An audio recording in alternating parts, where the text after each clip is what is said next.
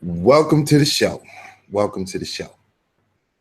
I'm Digital Pitt Boss, and today we got a good one. Now, there's a reason why we're here today, and we're going to deal with the Melanation tribe, the Melanation tribe, the melanated tribe out in Costa Rica. And today we got our proper expository by Blaqink, and he's going to give you that work. Now, to kind of understand why we're doing this, and we're not just reaching out there just because. We had a brother come on the show. He calls himself All Is God.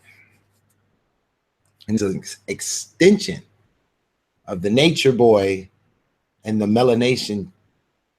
That's what they call themselves. And so he did a video about Pitt Boss and about Blaqink in specific. So what we're going to do is an in-depth on their Melanation. This expository is brought to you by Blaqink. He's going in, y'all. He didn't put some work in. He didn't put in some investigation. Tell you what he think. So let's sit back, give me about 5 minutes, and let's go through the video so we can lay down some context on why this particular video is being made today. Let me share my screen with you, and let me let you check it out.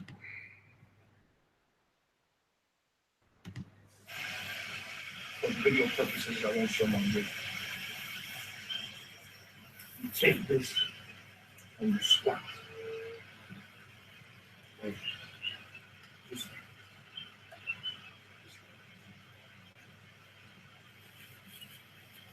Okay. You squat. This way. And you turn to the side. Okay. You want to squat this way.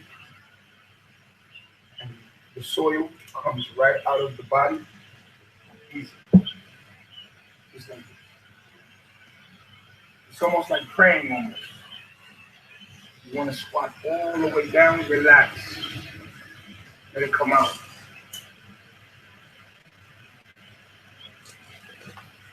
Once it comes out, boom. Yeah. And just move back around. Boom. I'm done. Now you are connected. Sit. You leave it there. If you have toilet paper and you want to use toilet paper, don't leave the toilet paper on the ground. Take the toilet paper, burn it. If you have to use that.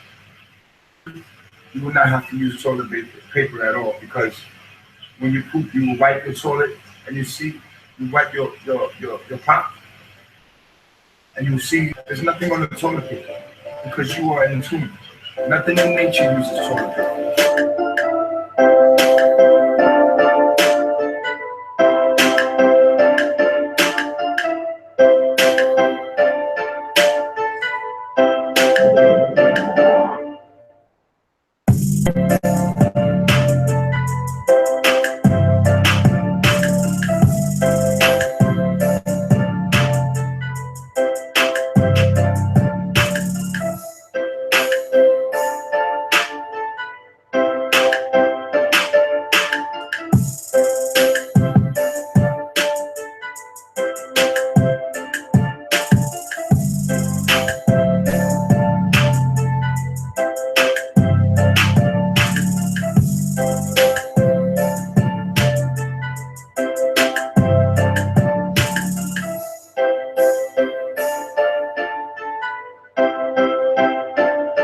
But look, man, if a nigga goes and takes a shit and he wants to be Nature Boy, does he wipe his ass with a leaf or a rock? And he wouldn't answer that. See, I outed that nigga. He made the video on us.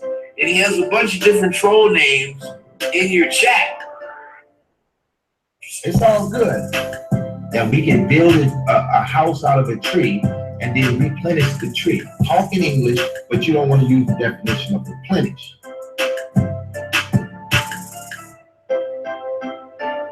Through his lack of basic comprehension, Pitt believes it is possible to replenish death, to bring the dead back to life, to kill a tree and then somehow bring the tree to its original life. He believes planting seeds in the areas where the trees had been killed is the same as replenishing the dead tree. He is confused. He is lacking basic comprehension. Once life has ended, it is gone. It cannot be replenished. Yes, you can attempt to grow more trees in its place, hoping that these new trees will grow to resemble the trees that were killed, but replenishing dead trees is impossible. Even if forever tree that was killed another was planted, there would still be a loss. A stunting of the growth of nature. A stunting in the growth of all. Similar to murdering millions of humans. Never could that be replenished. We could only hope and work to catch up to where we were before the acts of anti-nature. Time is lost, and time is growth. You cannot replenish time.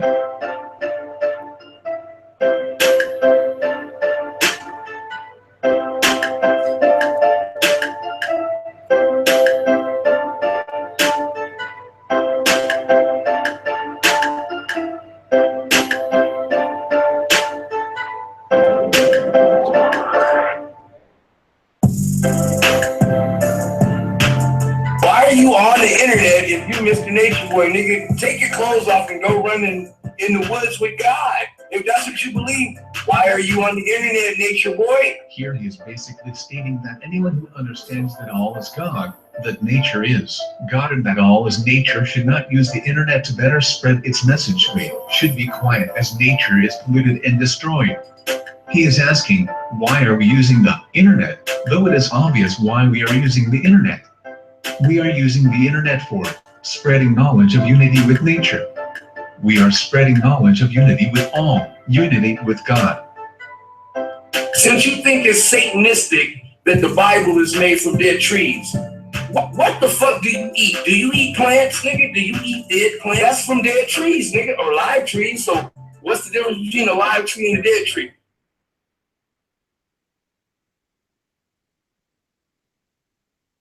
Did you all just hear what this nigga just stated? He is asking if we eat dead plants. He is asking what is the difference between a dead tree and an alive tree. This is the ignorance we are dealing with. This is why it's important to spread the message of God, the message of nature. We need to direct this to those who are living in a detrimental ignorance, yet have the inclination to attempt to give knowledge to others in need. To answer his questions, humans are fruit-based beings. We eat fruits and nuts. We eat what the trees give us, and it just so happens that the tree's food is very good for our bodies and bring no pollution to our environment. When we eat a raw diet, our intestines remain clean and pure. The soil and water that leaves our intestines becomes rich in minerals, and we can give this back to the trees that we eat from. A pure cycle. Unity with God. The difference between a dead tree and an alive tree is that the dead tree no longer carries life. This is similar to a dead human and an alive human. One carries life while the other does not. We're not the angry, mad, bang-ganging pit boss and Blaqink anymore. We're the more kinder and gentler, civilized, intelligent Negroes. All right, you guys, that was just a little bit of video to get this thing started. So now, Pit Boss gonna sit back and enjoy this show just like you. I hope you dedicate yourself to understanding where we're coming from and that you support the show, because time and much time went into the expository of this. So now, with no further delay, I present to you Blaqink. Come tell us what you think. Welcome, everybody, to what we like to call the Melanation Sinsation explanation. This is basically a classic example of what is known in literature as the threefold triple entendre, meaning you have the classic man versus nature theme going on here.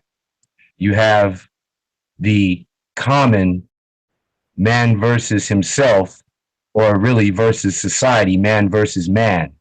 Let me rephrase that. You have the common man versus man, which means man versus the society narrative. And then you have the tragic man versus himself syndrome. So please allow me to break it all the way down from the rooter to the tutor. I'm going to give it to you in simplistic, elementary, and rudimentary ABC 1, 2, 3. That's what I see the people like to do out there in the YouTube world when addressing what they like to call hashtag facts. So before I get into the whole drop of the lemon, let me give you a little background on myself. They call me Blaqink, formerly known as Meshack Black, publishing editor of Chronic Magazine, music publication that dealt with mostly hip hop, rhythm and blues, reggae, and a different kind of rock. Let's say black rock, to keep it, in the context of who I'm talking to. By the way, hello, how you doing? Good evening, good night, good afternoon, good morning, and good day, wherever you might be. So, having gotten that out of the way,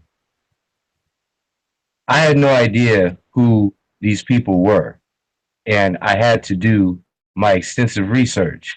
And I don't just stop at a video here or a video there. And I do want to give a shout out to the gentleman who made that video, capturing me at one of my most impassioned moments on one of these Babylon holidays, where I was drinking that Babylon liquor and smoking that Babylon herb and eating those good Babylon roasted meats, and with my Babylon family, and got on a Babylon radio station or an internet station, whatever you want to call this platform here, and happened to go in on a Babylon soldier, meaning an anti-Babylon soldier. And when I say Babylon, for me, coming out of the Rasta culture, which is Bible-based, Babylon simply means confusion, as in someone who babbles on and on and on and just rambles and really doesn't make sense to anyone except himself and those that think like them. So, painting that nice picture for you, Babylon confusion, or what these Nature Boy people like to call getting away from the matrix and going back to nature to explore freedom, is something that I said, wait a minute, I've seen this somewhere here before. This is familiar. I just haven't seen it done quite this way in blackface. But coming from the background in entertainment that I do, I seen a narrative that I said, okay, let me research this to the fullest.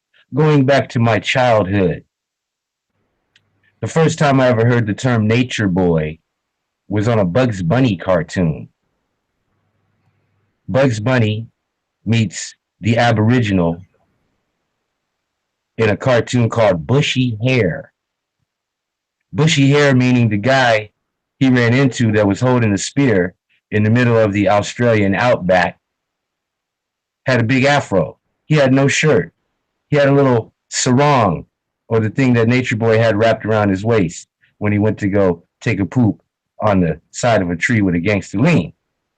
And Bugs Bunny kept teasing this dude and tormenting him and tempting him and messing with him. And the dude kept trying to kill him with his spear and his boomerang. Back then they would call a character like that, in a stereotypical way, a spear chucker. Well, in that sense, Bugs Bunny was the jungle bunny up against the spear chucker. There'll be more on that later. But this is a caricature or a character type that Hollywood promoted to the fullest. At the time of my childhood, I thought nothing of it. But then when I see Nature Boy in the woods, it kind of jarred my memory and took me back. Then I thought again, where else have I seen this image? Where has this Nature Boy narrative played itself out in another type of situation? And then I thought back to the original Tarzan series, comic books, movies, television. Tarzan, Edgar Rice Burroughs, about a little guy named Lord Greystoke, whose parents were stranded and lost in a rainstorm on the western coast of the African equatorial jungles. And this couple tried to survive out there. And within a year after little Lord Tarzan Greystoke was born, his mother passed away. And somehow or another, the king of the apes broke in the cabin and killed Tarzan's father. But they spared the little baby. And later on, a she-ape came and adopted him, and the apes named him Tarzan, which means white skin in ape language. Well, as Tarzan grew up in the forest, in the jungle, with these apes, he eventually ended up back at his parents' cabin, the scene of the crime, the scene of the murder, and somehow he figured out that these same people who he saw pictures of were his parents. And he figured out eventually that the king of the apes killed his dad. So he grew up and he ended up killing the king of the apes, and he became the king of the apes. Well, as the story would go, further down the road there was an African village. And somehow or another, these Africans ended up killing the she-ape that adopted Tarzan. So from that point forward, Tarzan would torment and taunt and tempt and mess with these African quote-unquote savages. And so the story went. But I noticed a similarity with Nature Boy, because Tarzan was considered to be one of the original Nature Boys. And by the way, it's a little side note, only Dracula as a character in Hollywood has been more portrayed in films, second only to Tarzan, the original Nature Boy. But it goes further. There's another book made into a cartoon by Walt Disney called The Jungle Book, written by an author named Mr. Rudyard Kipling. And it's the same scenario, except it takes place in India. You all might be familiar with it, having children or having been a child, seeing that movie about young Mowgli, the kid that grows up in the wild amongst the bear, the panther, the tiger, the snake. All of these animals are anthropomorphized, which means given human characteristics to show the subtleties of life and the different personalities of humankind as shown through the animal kingdom. But again, the narrative, the concept, the theme of Nature Boy, Mowgli. And then it goes on. You have things like, as a teenager in wrestling, WWE was really popular. The Nature Boy, Ric Flair. Woo!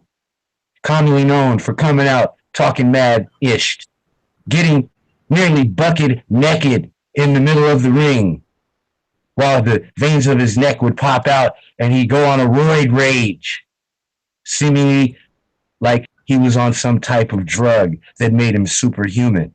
Yes, the Nature Boy, Ric Flair. Very flashy, very in love with himself, very egotistic, if you will. He talked all that stuff and he backed it all up. Something like 16 to 21 time world champion in the wrestling field. But as we all know, that's just another form of entertainment. But it doesn't stop there. Oh no, you have another book. I forget the author's name, but a famous movie was made about it called Lord of the Flies, where a bunch of intelligent private school children are stranded on an island and they have to fend for themselves and they become tribal. They devolve into the hunters versus the gatherers. And eventually they feel that there's a beast on the island, so they erect a head of a dead pig on top of a stick. And all these flies start flying around, hence the term Lord of the Flies, which represents Beelzebub, the devil, or the demon within. It's deep. It's deep. But this theme is nothing new. It goes on even further. You have the classic Harrison Ford, Lando Calrissian, Indiana Jones himself, starring in a movie, 1986, I believe, about a man who leaves Babylon. He's tired of the mick and the muckle. He says things like, you eat when you don't have to, you buy what you don't need, and then you throw away what you can use. I'm sick of it. I want to get out of here. It's going to be World War III, apocalypse, doom and gloom. The end is near. So what does he do? He takes his family down to Central America, to a region known as the Mosquito Coast. The Mosquito Coast, a place where it's tropical all year round, where the sun rises at 6 a.m. and it sets at 6 p.m. Even Steven days and nights. Equatorial living between the Tropic of Cancer and the Tropic of Capricorn. But then he finds that when he gets there, he brings his own way of life and his prejudices, his idiosyncrasies, his Western ways with him. And they're hard to escape. And when nature beats him down and kicks him in his proverbial ass, he doesn't give up. No, he starts to test the tribe, run psychological games on them, see who's loyal and who's not, who's traitorous and who's for real. Any mention of going back is met with aggression. It's met with hostility. It's met with anger. Harrison Ford, the Mosquito Coast. These themes, they just keep coming back for more and more and more. This Nature Boy, it continues on in a movie with Leonardo DiCaprio called The Beach. He's an adventurer, a young 20 to 30 something guy that's sick of society. He's looking for something more, to find the freedom within, to go beyond, to do what he's never done before, to find that utopia. And in the middle of Thailand, he meets somebody and they talk of this fabled land, this mythical island where there's fields of marijuana growing, but there's a secret society on the other side. And if you could only get there, you would never want to leave. You would never want to leave. But of course, in this movie, there are things that people do not see. They don't foresee it. Their third eye didn't see it coming. You know, when you do like this with the okay, whatever that means, I guess it's a secret symbol. But hey, there are people that are already where you are, that have been where you are going, that may or may not want to welcome you to their domicile, their habitat, their terrain. And whether you know it or not, they could be watching you at all times. But I don't want to be the buzzkill. I don't want to be the spoiler alert. But it's a common theme. The back to nature ethos.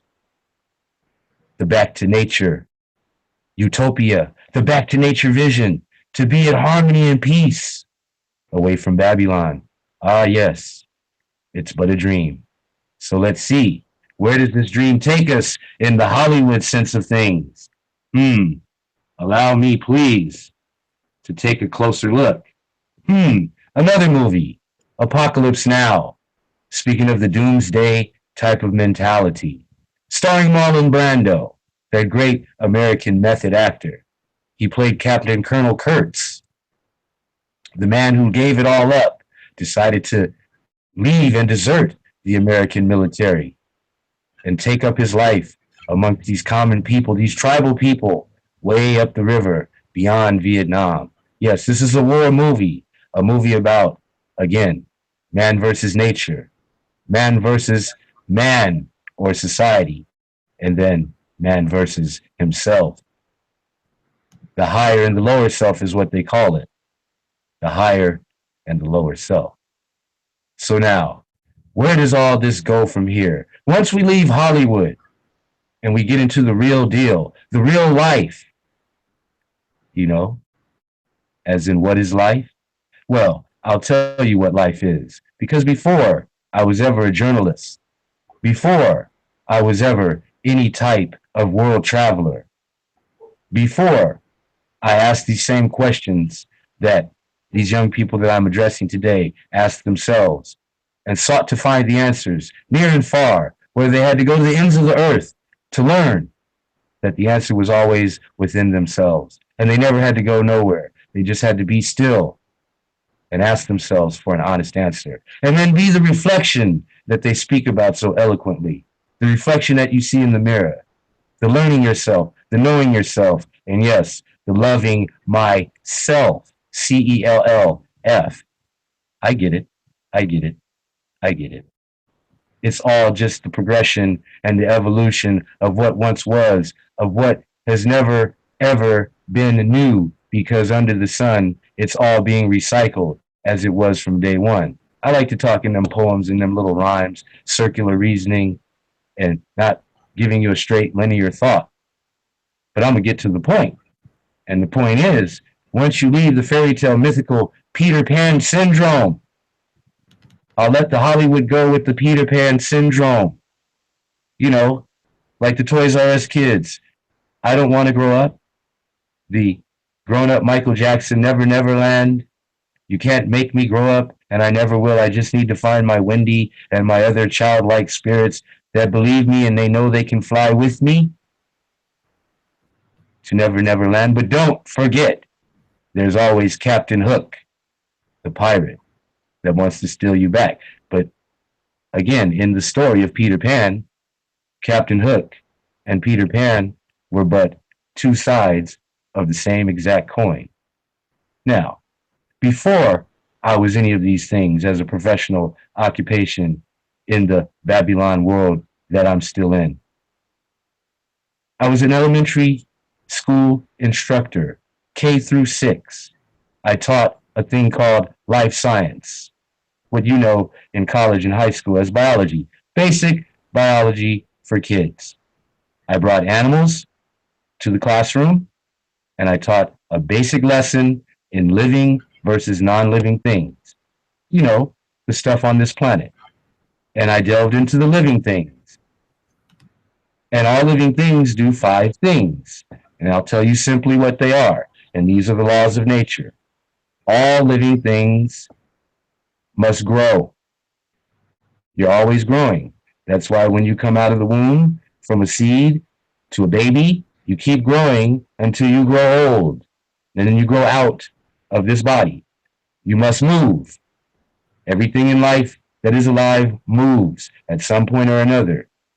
Yes, growth is movement. Everything must breathe. It's a simple law of nature. You stop breathing, you stop living. Everything must eat. I know. It sounds so simple and so common, we barely even think about it. But I guess what? I tell you what. You guess what? When's the last time you could just completely shut down and stop eating without being hungry? I'll wait. And the last thing, in order for life to sustain itself and regenerate itself, it must have some form of recreation. We call it recreation. I will rather say reproduction. In other words, to generate more life. The beauty of life in itself, the beauty of nature, its final law is if you want life to continue, you must reproduce. In other words, have children, have offspring. The tree, the plant, must produce a seed in order for that life of the tree to continue as a species. So, you know, just a little basic science, not some pseudoscience, some mumbo jumbo, hokey fanoki that I pulled off of Google. This is stuff that I actually taught at the young age of 20 to 23 years old. All right.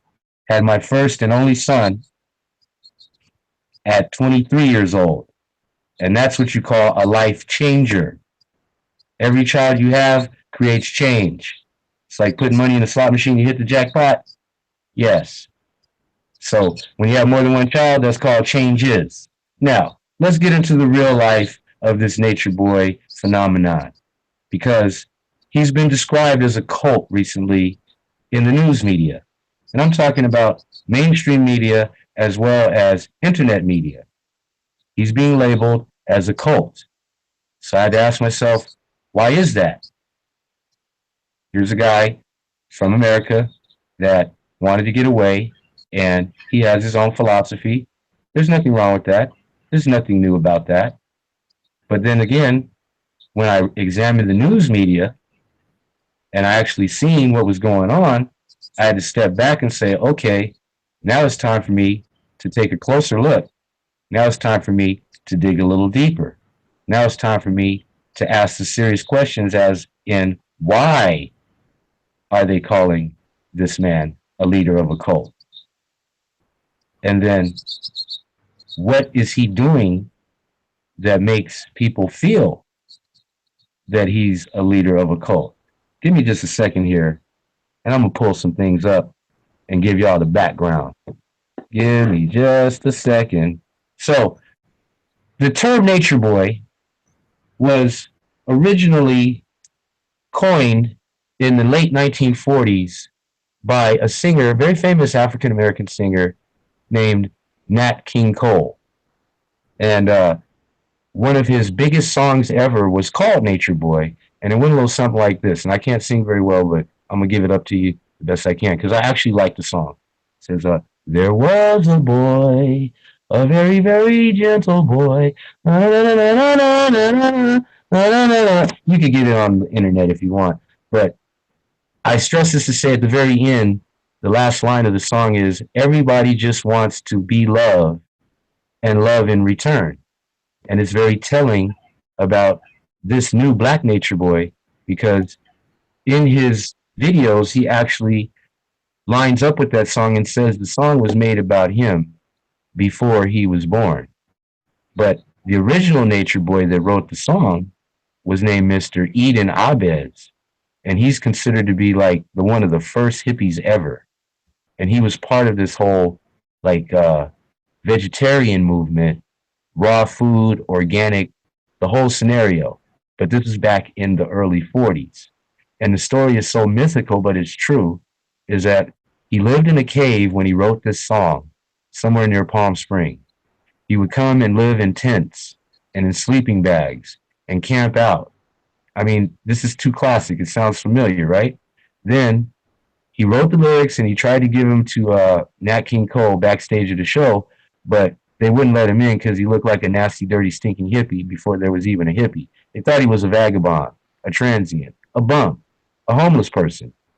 So once Nat King Cole read the lyrics, he started singing the song. It's only like a 1-2 minute song, but he got such a wide appreciation from his audience that even Irving Berlin, one of the greatest American songwriters ever, came and approached him and asked to buy the song and record it. Well, at this point, Nat was like, nah, I'm going to record it. I'm singing it. This is mine. The dude gave it to me. They were like, the record company was like, well, let's find the guy. Where is he? They searched high and low. They looked all around LA. They went to like the places where the camps were, the dirty, stinking hippies, the homeless bums, and the transients and vagabonds were asking for this guy. They finally found him, of all places, sleeping in a tent under the Hollywood sign. Let me say that again. They found him sleeping in a tent under the Hollywood sign.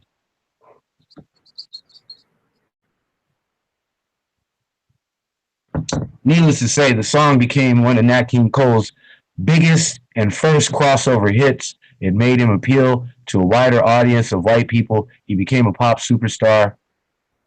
The guy, Eden Abez, eventually got about $20,000 for his works and ended up getting sued for stealing the melody of the song from a Jewish writer who had previously did a play. Anyway, he settled out of court. But the moral of the story is this was the original Nature Boy. And what was so crazy about it is when he finally went on TV and met Nat King Cole, and they said, well, where are you staying right now? You're in New York City. He's like, I'm in the finest hotel in the city. I'm sleeping under a bridge in Central Park.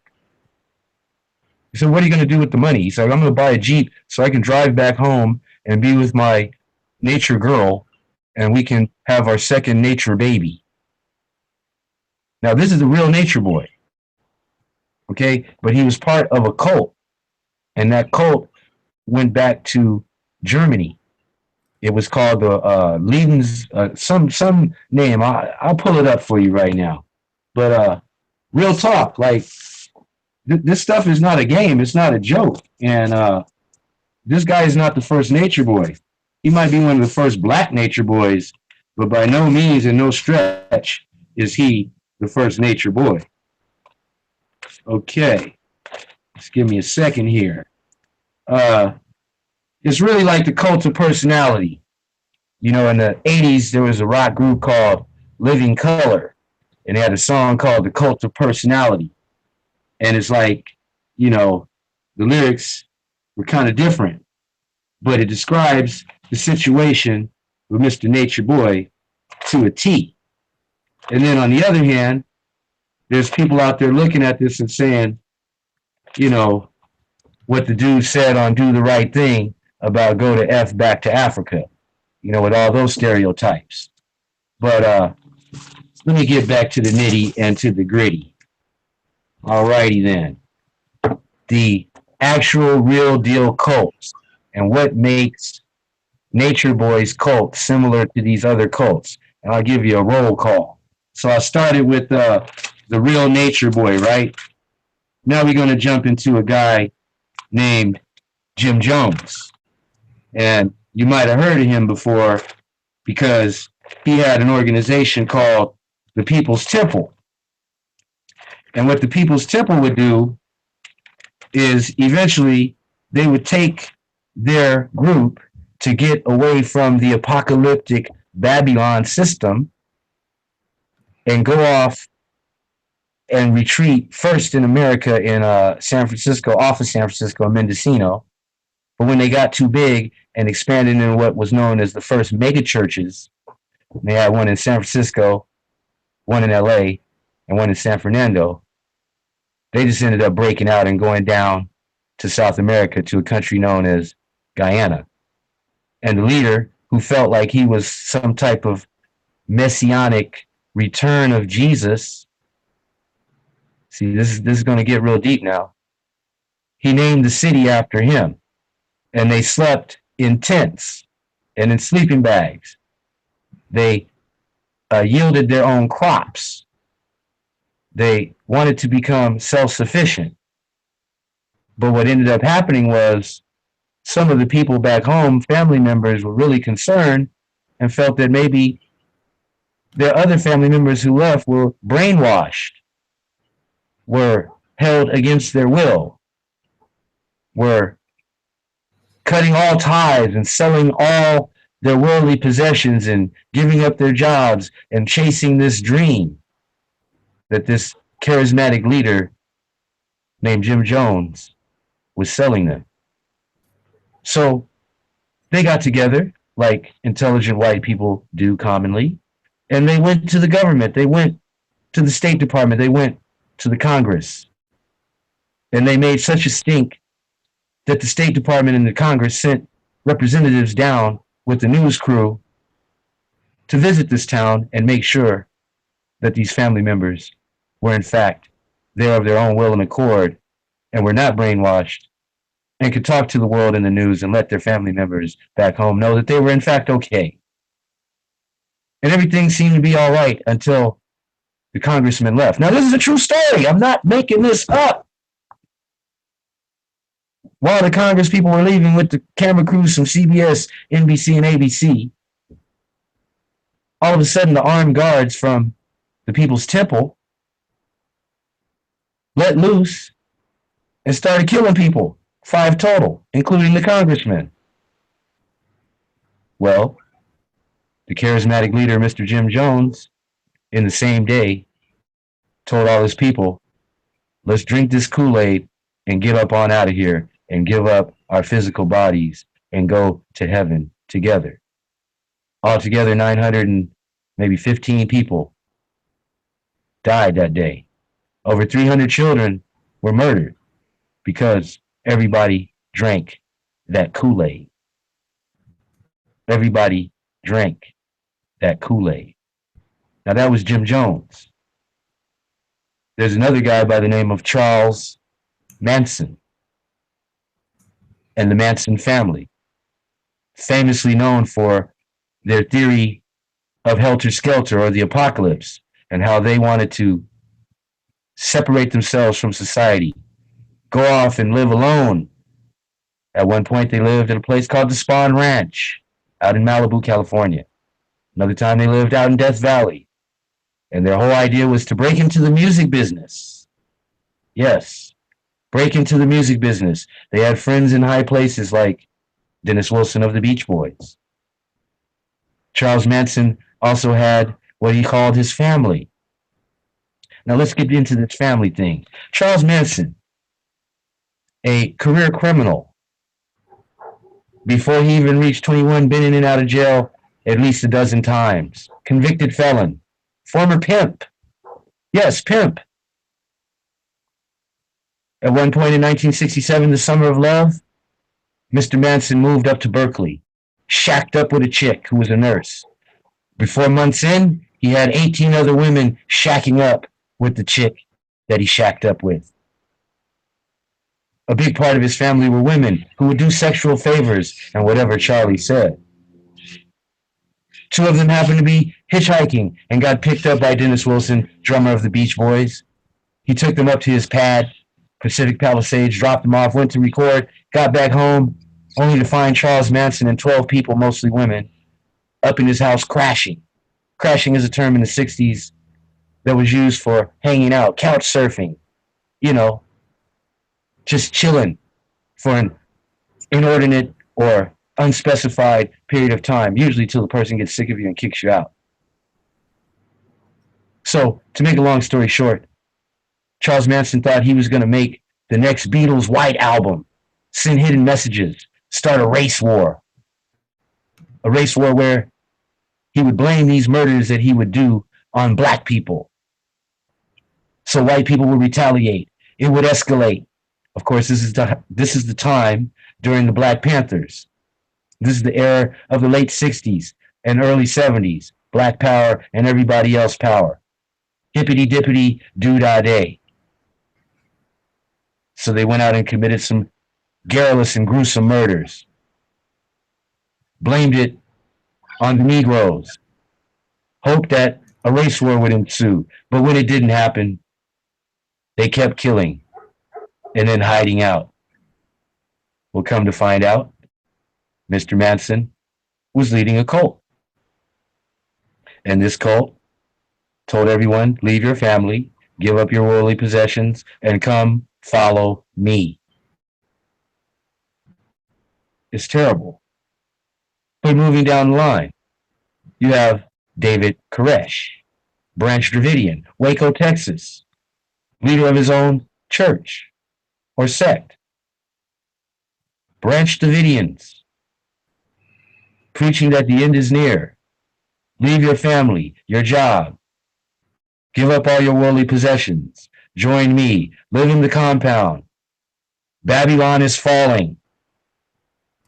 But David Koresh also liked polygamy. He would take, I forget, Jim Jones, same thing. Drug addict, bisexual, homosexual, taking the wives of his married members and having sex with them. Taking the husbands of the married members and having sex with them. It's almost like Julius Caesar. He was every woman's husband and every man's wife. And the same thing with David Koresh. And when it was found out he was abusing children in his compound and sleeping with an underage girl, well, of course, the authorities came to investigate. There was a shootout, a standoff, and eventually everything went down in flames. Again, the apocalypse, the end is near. David Koresh had changed his name into David Koresh, meaning he was from the line of the King David in the Bible, and Koresh, meaning Messiah in Farsi or Persian, to symbolize the King Cyrus the Great, who released the Jews from captivity out of where? The biblical Babylon. Then you move down and you have Heaven's Gate, the UFO cult out of San Diego. Started off as bums, vagabonds, travelers, hobos, sleeping in tents and sleeping bags, sitting their message and getting arrested for vagrancy, trespassing, loitering, hanging out where they had no business. But then they came up with a great idea. They met up with a few tech savvy people and started building websites. They were first known as the original cyber sect or cyber cult. They had a business called Higher Source where they built websites for paying customers, and they used the brand new platform of the World Wide Web and the internet to get their message out and to find gullible, willing followers who believed that when the Hale-Bopp comet came around, that there would be a UFO in the tail, and they would be able to join and leave this wicked Babylon society. Oh, it gets deep. And what was their whole thing? Give up all your worldly possessions. Quit your job. Leave your family. Follow me. And they followed them all right. Their version of getting out of here and getting on the spaceship was they dressed in some Star Trek uniform with some cold Nike Cortez Decades on and all black. They drank a concoction of barbital barbiturate pills crushed up into applesauce with a double shot of some of that vodka on it, drank it up, covered them up with a purple blanket, and said, "We out." 39 people committed suicide in 1997 following that Hale-Bopp comet. This cult game is real, y'all. This cult game is serious. It's not a joke. And as far as I can see, there's only 2 or 3 ways out of the game, but I'm not done yet. There was another leader that followed that same Nature Boy ideology out of LA. They called him Father Yod. Father Yod, Y-O-D, had a vegetarian restaurant considered to be one of the first and most successful on the Sunset Strip. It was called The Source. They sold raw and organic fruits and vegetables. The man was famous for coming up with a salad dressing, an organic one at that. Made millions of dollars off the salad dressing alone. Ended up buying a big compound in the Hollywood Hills and moving up him and his 13 wives. Oh, yeah. They used to all dress in white. The man was a millionaire. His restaurant would gross over $10,000 a day. People like Marlon Brando. Yes, Marlon Brando. John Lennon, Yoko Ono would come through and support what the man was doing. He led that life and he made that money. And he put out, incidentally, over 9 albums called the Yahweh 13. Oh, he's online. But the thing is, the heat came down because he was a dirty old man on a lust trip. You see, when he was messing with them underage girls, this is like 1969, 1974, right? The heat came down so cold because the Charles Manson family was on trial for some more of that crazy acting behavior. LA was a ripe area. California was a prime spot for this cultish lifestyle. So what did Father Yod do? He packed up and moved everything to Hawaii. Took the whole family there, got his own land there, and said, we're going to do it there. And then he decided to take the leap. He took the leap of faith, literally. This man, in his 70s, never hang gliding before. This was a new sport. You just jump off the cliff with this hang gliding, parasailing thing and hope you make it. Well, he didn't make it. And so that story ends with the tragedy. The man died and the compound broke up. Now, what does all these things have in common? They have something in common with Mr. Nature Boy. And now I'm going to get to the meat and the potatoes. Oh, yeah. Give me just a second here. and I'll be right with you. And I want you guys to know, I done spent hours and hours and hours almost swimming and drowning in this Nature Boy stuff just to bring it to you correctly. And I'm going off the dome. I have notes and notes and notes. And I just need them to keep me focused. But give me just a little more time, and Nature Boy will surely know.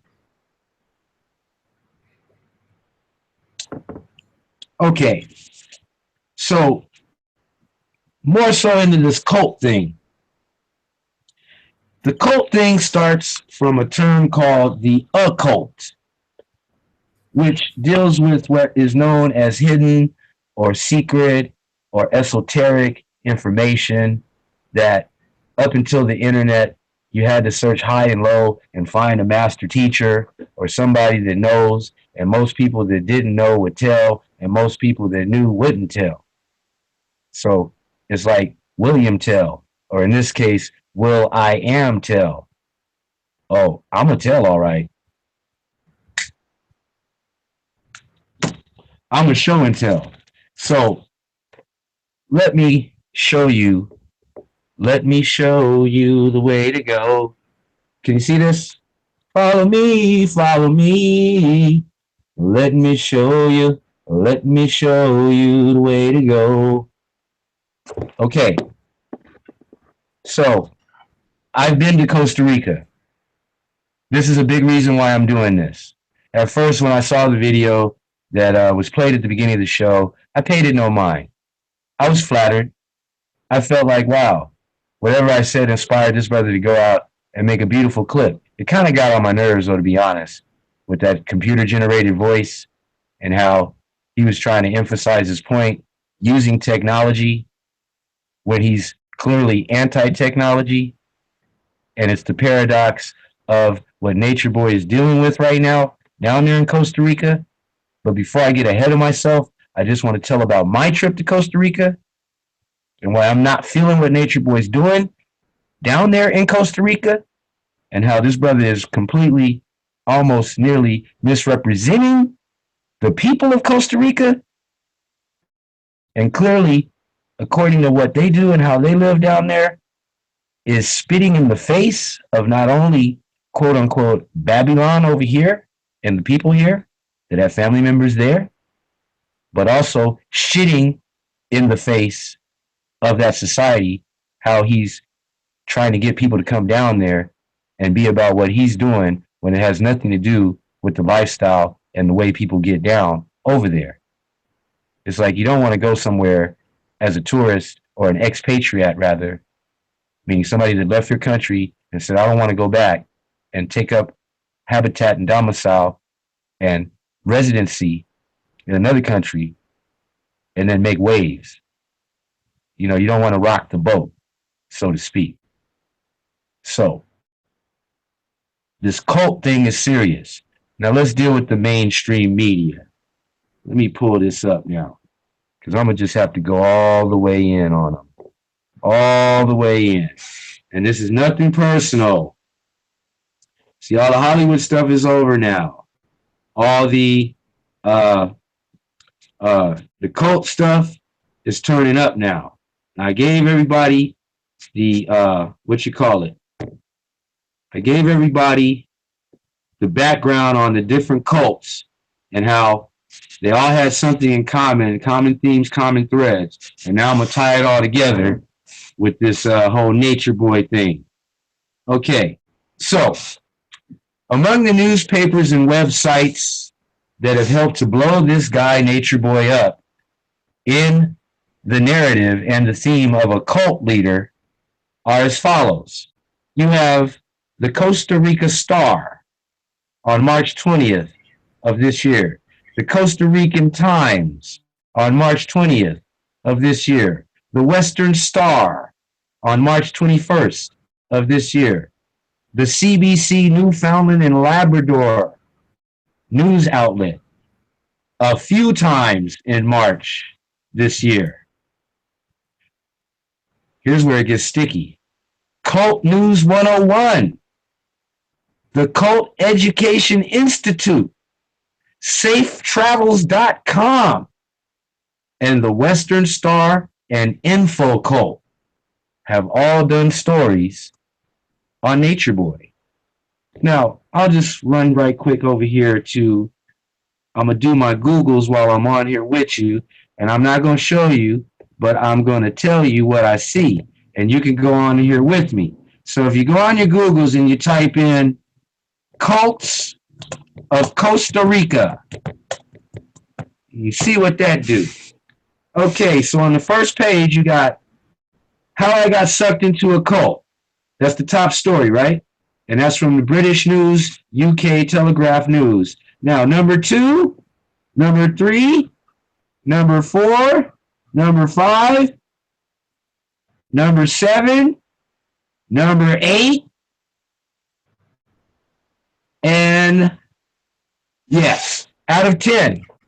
I just named out at least 5 that all focus on Nature Boy. So let's see what happens here. I'll read out the titles. Costa Rica-based Nature Boy cult has Canadian family worried. Let's go down here. Cornerbrook woman in Costa Rican cult says family pleading for blah, blah, blah. Here we go down here. Who is Nature Boy? Cult leader says Kayla Reed can leave at any time. Here's another one. Is Canadian woman a victim of a cult in Costa Rica? Cult News 101, Cult News 101 Library. Who is Nature Boy? Now, I didn't make this stuff up, but it's there. And any reasonable person has to say, why is it there? Why are they calling Mr. Nature Boy a cult? Why is he getting all this attention from the local Costa Rican news outlets and the Canadian-based news outlets and the cult institutions? What's going on here?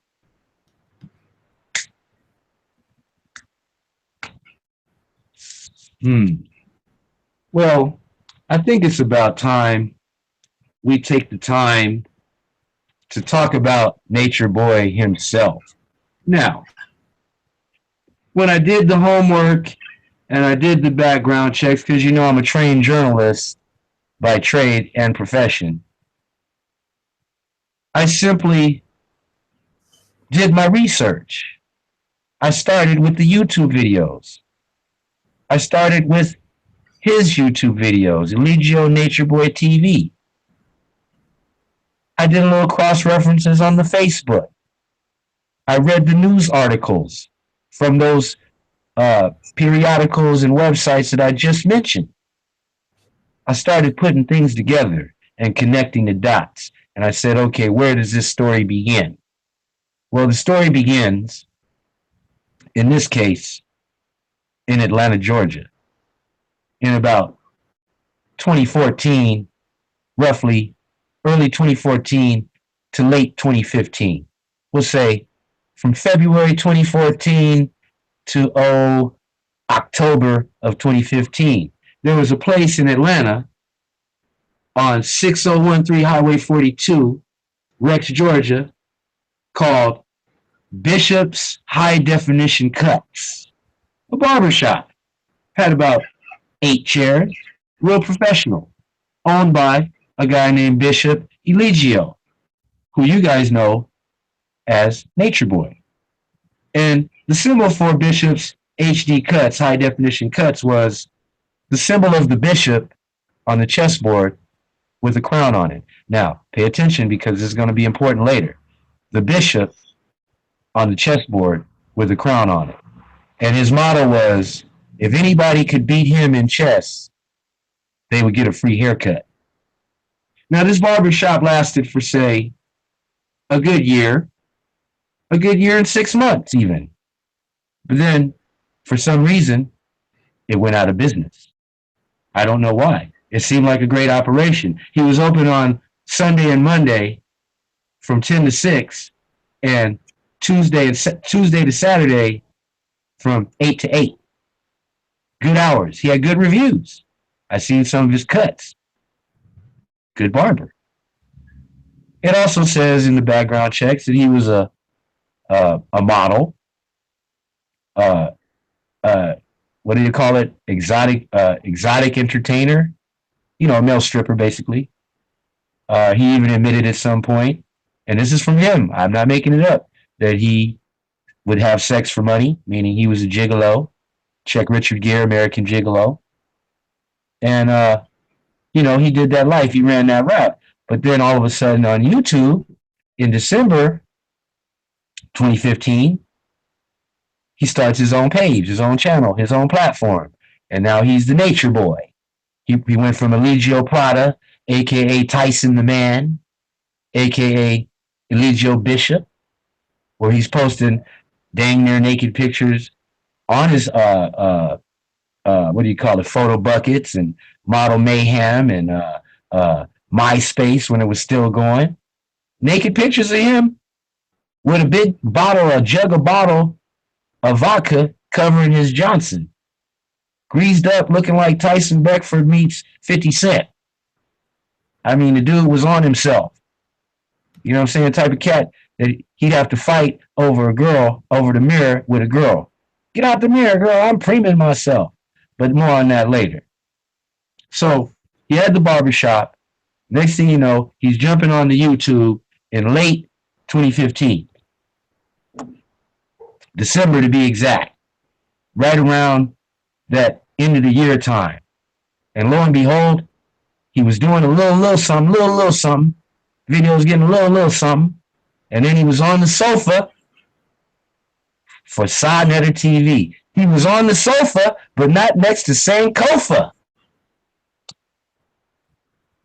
He was on the sofa with a new budding rising star that would eventually become the real golden child and not the Jungle Boy named Young Pharaoh. Yes, Nature Boy and Young Pharaoh on the same sofa, Sodnetter TV. Next thing you know, his views go up. Next thing you know, he's posting daily 2, 3, 4 times. Next thing you know, he's starting to post all this other stuff that everybody's talking about, but he's the first to drop these videos that really go in. But see, it's a race to see who can get the information at this point. It's not so much delivering a solid paradigm or a structured message as much as it's the race to see who can get it out first. So then, as time goes by, he posts a couple of KRS-One videos. And good for me, I know KRS-One. Edutainment is a phrase that I coined for KRS-One.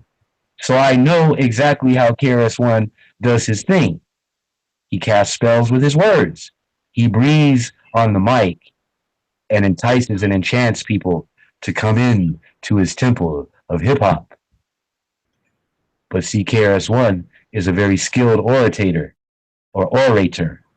He's a known griot or griot. He knows how to effectively get his point across and keep you hanging on his every word. He's not exactly the most handsome guy in the world, but he's effective with his words in the world. Once Mr. Nature Boy throws that up, and mind you, Nature Boy wasn't in the woods yet. He was still in Atlanta. He was still somewhere in Ohio. He was still somewhere in Savannah. He was still working his way towards getting away from Babylon. I mean, these videos were in a box, in a little room, similar, not too unsimilar to everyone else's room and house where we live in Babylon.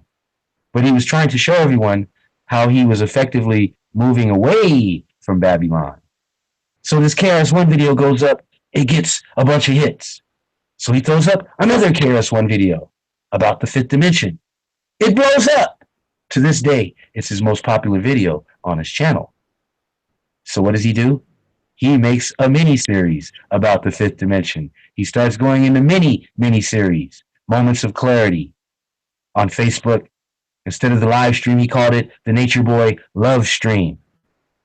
Oh, he was really getting into himself and his message that still was being developed that still to this day is being developed, that still is ever changing, that always was, never in one place at one time, but everywhere, all at no time. So, this former model, stripper, prostitute, and barber, known as the Master Barber, known on Facebook as King Messiah, all these different nicknames, giving you a viewpoint or a window into seeing the personality that this cult is being built around. So now, he professes himself as a cult leader. And of course, when you do that and you get the attention from the mainstream media, they're going to dig deeper into your past. And if you have a checkered past or a criminal record, they will not hesitate to bring that to the surface. And oh, he did not disappoint them. He did not disappoint them. See, what happened was it was all good when it was just black people going down to his Costa Rican retreat. This was going on for months. You would see videos daily of young people, barely out of college or barely out of high school, rather. You know the kind, come from good families. For the most part, you can see that they want to do something different. They don't want to be constrained by that institutionalized college education, go to school, get a degree, get a job, and just call it a day mentality. They want something more. So perhaps, I imagine, some of them said to their families, I'm going to take a semester off and go to Costa Rica and just chill out. But what they didn't tell them was that they were going to cut the family members off, sell all their possessions, cash out that trust fund, and go down and be with Nature Boy. And not only that, post up videos on social media to spit back in their family members' face and talk about them so bad, like they didn't raise them properly and they gave up all that quote unquote middle class life to run away and be with this guy? Well, it was when Nature Boy started inviting the white people there. You know, the ones with resources that are endless. That one girl decided she would go on a church retreat for a weekend in February from Canada and never return and not let her parents know. Well, they reported a missing persons case with the Canadian Mounted Police. And you know the Mounted Police, like Dudley Do Right, they're going to get their man. So lo and behold, she pops up on Facebook on Nature Boy. And she's talking bad about her family and how they want to possess her and how they wouldn't let her leave. And now she's with her real family and she doesn't want to go back. As a matter of fact, she cut her hair off. She got a new beginning. She came on as Sun Ray. Her real name is Kayla Reed. Her mother went on Canadian radio and aired Nature Boy out, talking about her daughter called her and she could hear Nature Boy in the back coaching her, and she felt like her daughter could possibly be brainwashed and lured into this cult of Nature Boy. Oh boy. So what did the Canadian news company do? They sent a crew. Had to meet with Nature Boy at an undisclosed location. He didn't want him to know where he was at. So they met down the hill in a van. They interviewed him. They asked about Kayla. He said the classic cult leader response, I don't know of any such person. They said, how about Sunray? Oh, Sunray, she's fine. She's healthy. She's fine. She's healthy. I made sure that she called her folks and called the police because I don't want you media people painting me out to be a black monster that stole their white daughter. His words, not the media's words.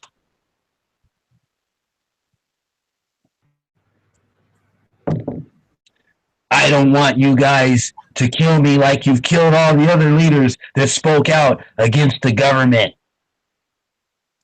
They asked him, are you the leader of a cult? He's like, yes, I am a leader of a cult. This is a cult, but so is America, and so is Canada. as I'm watching this, I'm shaking my head like, you really, really, really want this attention, don't you? This is a clear case to me of a young man lost in an identity crisis, trying to find himself, crying out for help. But the unfortunate thing is, he's dragging others along with him down this road of destruction. And these people are the ones he's crying out to for protection from the Babylon that he's so against, but yet he got out and has some type of thing about him, a primal tick that makes him want to throw rocks back at Babylon. It stands to reason if you make it out, then take that route. How do you say it? Count your blessings and go on and enjoy your life. There's no reason to complain, throw stones, look back at Babylon, keep being what you like to call having an attachment to your cell phone or your computer, to where you have to go on daily to convince others in the outside Babylon world that you got it going on so much down there in Costa Rica, and every day is a fun day, and you don't have to work. Just come down there and play. It's a sham. So, the media decided to go back and air you out. And this is what they did, Mr. Nature Boy. They brought up your criminal record. Back when you lived in Atlanta. Back when you lived in Jersey. They talked about how you were arrested in 2009 for forcible entry in Georgia. Forcible entry? I can only imagine. Bitch, let me in. Pardon my French. You better get off my front porch before I call the police. Call the police. I'll bust this door down. Forcible entry. 2011. Faced charges of theft and arrested for aggravated battery. Sounds like some type of strong arm robbery. Bruh, was it that serious? It really says here there's some aggression issues going on. And the white man is good for pulling that up. Get that file up out the press kit. Paint that picture. Draw the narrative based on your Richard Pryor, Eddie Murphy activities. Talk about how, in 2014 you tried to change your ways and go to barber school. And clearly it shows here online you had your shop. Okay. You also claim to have worked for the Monique show. You know, the one that was blackballed, the one that won that Oscar for Precious because she wasn't really acting. I couldn't even see that movie, by the way. When I saw the trailer and she swung that skillet at the girl, I said, oh, H no. I got to go. But anyway, Nature Boy claimed he worked for the Monique show. There's no proof of that, by the way. So, as time goes on, and the brother keeps posting these videos, and at one point, he has a few that really kind of scream out of the hundreds and hundreds that give you some key elements as to how he responds and reacts under pressure, how he looks towards the social media platform as a way of garnering attention, how much he really, as he likes to say, I love myself, with the spelling myself, MYCELLF, on some really self-loving your human body cell. And it's obvious when I went through all this material to find the truth, most of the videos I click on, the brother would spend 2 to 5 minutes just preening and posturing himself for the camera. And as time would go on, he started taking his shirt off, putting the body butter on, eating the mango like it's some food porn, brushing his teeth with strawberries, to the point where I was just like, this is sickening.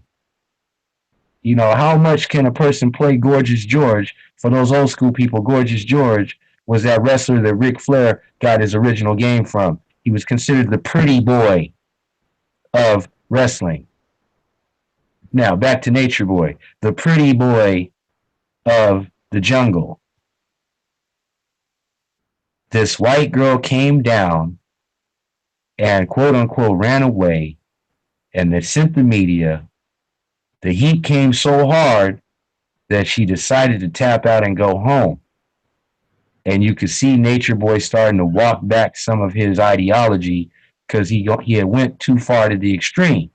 So it was because all this attention was brought to his past and his not so current present. Meaning, as of June of 2016, which is almost a year ago, see, I want people to keep this in context. It's only been almost a year ago that in June 2016, he made his exit. He went to Honduras, which is a war-torn country that suffers from dire poverty, and there's a lot of stuff going on there that is not so kosher great. But he posted on Facebook that he would guide his followers out of the hell realm. So that means all of us sitting here in the U.S. watching him over there, we're in hell, according to him. And he's in heaven, in a tent. In a tent. In a tent. So this self-professed cult leader has a system of religious veneration and devotion directed towards him as the figure or object. He says to the news media, the followers are not buying into the beliefs set forth because he really doesn't have some solid beliefs. They change every day, as much as they're buying into the man preaching them. So it's a form of prostitution. It's a form of hoeing himself. He's not in it for the money. He's in it for the bodies. He's in it for the mind control. He wants to be the sole controller. So he says to them, he is a cult just like Canada and America. But what he's not telling his followers is once you get down there, you can only stay for 90 days without a visa. After the 90 days, you either got to leave the country and come back in, which is the shit he's telling them. The stuff he's telling them to do is go down across across Panama or across Nicaragua, and then just come back and get it re-stamped, right? Go stay at a hostel overnight, and then come back and you get another fresh 90 days. Man. So that's how you plan to have these people drop out of society and stay with you forever and never go back? Is that the game? Is that the jiggy bop? Do you know how quick fast they'll catch your monkey ass and send you back here like a sloth on top of a giraffe? Look, when you put the video up, Nature Boy, talking about the white girl had a mutation in her hardware and talking all that black woman mumbo jumbo, brother, you got to know your attachments to the internet, your attachments to the cell phone, your attachments to the tablets, your attachments to the computer is giving them a beam right exactly where you are. Just like I'm talking on this now, and it's got a location peg on it. The satellite knows where I'm at. Pinpoint to the exact. You understand me? So that's when the house of cards started falling. That's when the dominoes started tipping. That's when the house of matches got lit.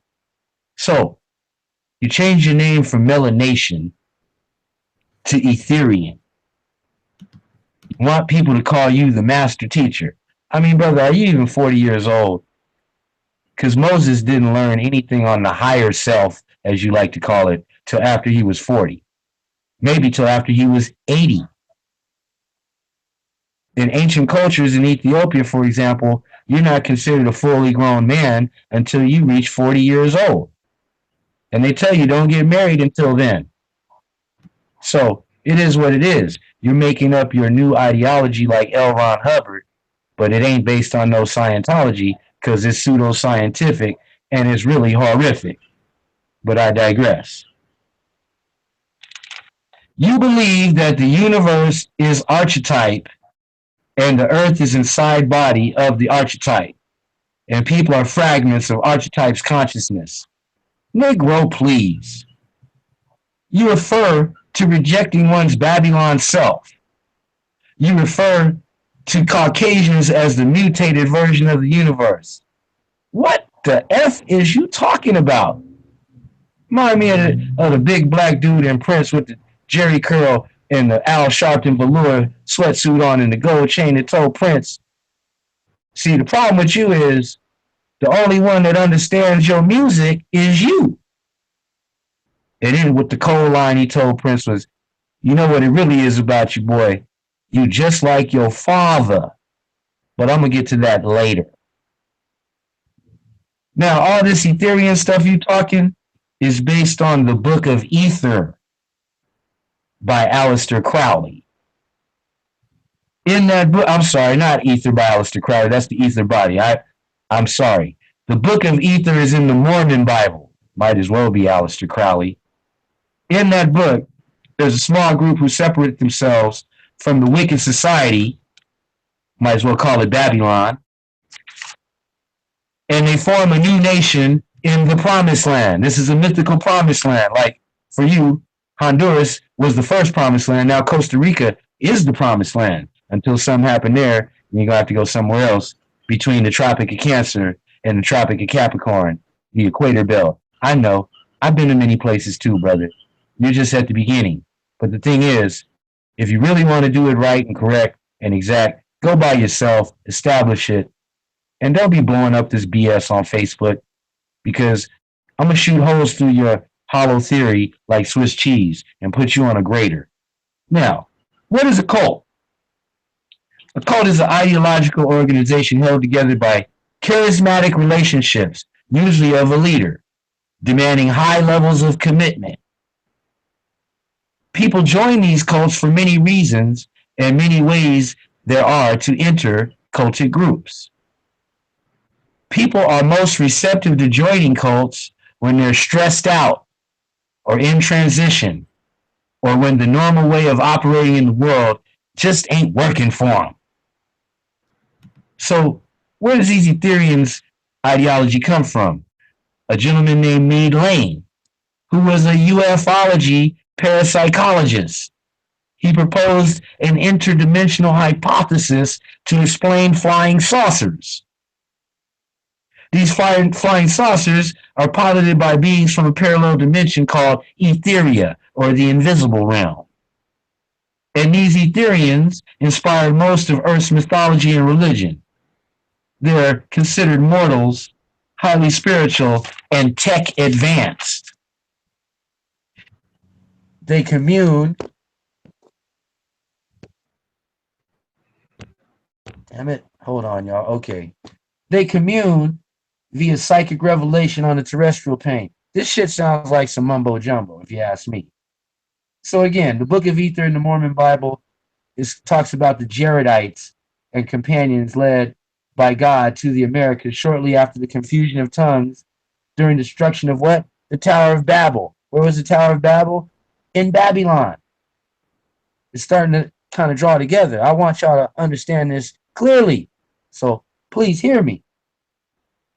In that story, though, in the Mormon Bible, the wicked eventually prevail and the Promised Land is destroyed. Now, let's go into the ether body.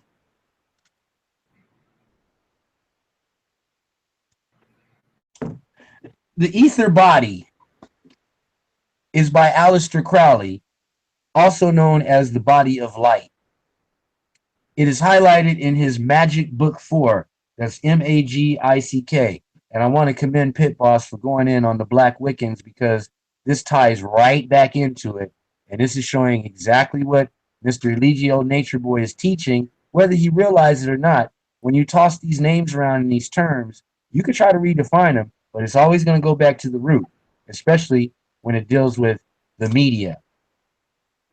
You can't just make this stuff up, bruh. So Magic Book 4, Magic Without Tears, Chapter 81. This describes the ether body. And y'all just, you can decide for yourself if it sounds like anything Nature Boy be talking about.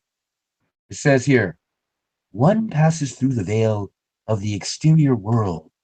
One creates the subtle body called body of light. This one develops and controls it, gains new powers as one progresses, usually by means of what is called initiation. Finally, one carries on almost one's whole life in this body of light and achieves in its own way the mastery of the universe. Now, this ideology was also picked up by the theosophists, people like Madame H.P. Blavatsky, Alice Bailey, C.W. Ledbetter, and Annie Besant, all atheist Satanists. It comes from the study of the Hindu synthesis of the chakras and the Kundalini. Oh, yeah. Now, let's talk a little bit here about Mr. Eligio Nature Boy Prada Bishop's philosophy, his belief system. He professes a new age type philosophy claiming that return to nature is the path to finding one's own power. He employs a biologistic and pseudoscientific phraseology relating to cells and the immune system. In other words, this shit ain't based on nothing real. It's just what he think it is and how he's jumbling and tumbling it to make a rhyme all the time out of some grime. And it's really a crime, but it's an intellectual thought crime. It's not like a criminal act in that sense. Borderline.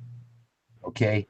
His philosophy has racial elements that are reflected in statements on the Nature Boy Reflections Facebook site, such as this quote, "We are all cells living inside the black woman's body. I am the black woman. I am her consciousness playing out as the immune system here to activate the other cells to in tune with the body." And the philosophy appears to include a megalomaniacal dimension reflected in statements such as, "You can't be God if you can't be human. Get back to nature." I want to know how holding a cell phone every day and a computer every day in the middle of paradise for hours, babbling on and on and on to us back here in Babylon, is getting back to nature. If you're spending all day sitting in the sun like a lazy Ra, us, Lazarus, dead to everything on some, I can nourish myself through the rays of the sun. I can be a breatharian. I only eat one time a day, and it's potatoes and avocado, the God meal. You say to the people, Pitt, Nature Boy, you say to the people, Nature Boy, that to us, you sound like a crazy man because we're dumb. No, you sound real dumb to crazy motherfuckers like us. Real talk. Because you're playing games and you're not telling people the truth about what you're doing over there. But I'll refrain for now. The Costa Rica Star requested info from Loco Popo to better understand your operation, Nature Boy. They said to the people of Costa Rica, if you have any info leading to the location or operations in Costa Rica, Mr. Nature Boy, we will welcome any leads. And people responded online. You're lucky, man. Some of your neighbors like you, bro. They ain't pulled the plug on you yet, but you better watch who you let in your camp. That little Tarzan guy behind you might be taking some extra notes, bro. You never know. Or maybe even Sister Yaya might be building something up, bro. Better watch where you stick your erect in one of them directs. You hear me, Reflection?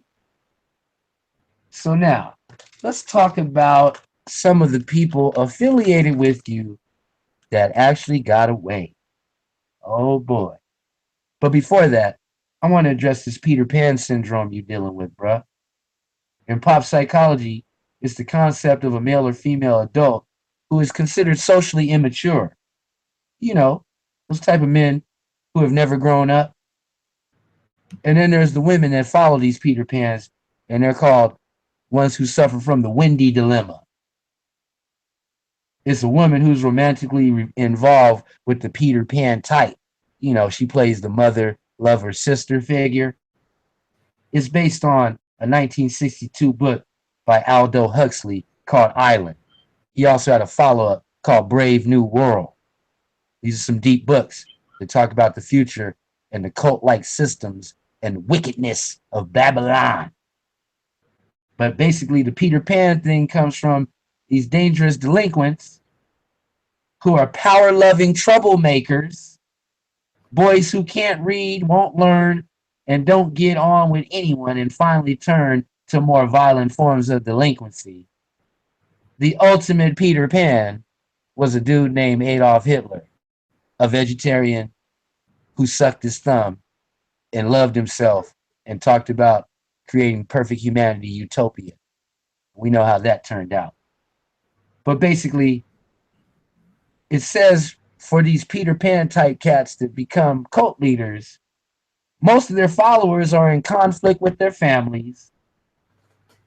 And this brilliant black magician, along the lines of Aleister Crowley, Ether Boy, teaches his followers to completely disconnect from their fake Babylon families. That's that Peter Pan.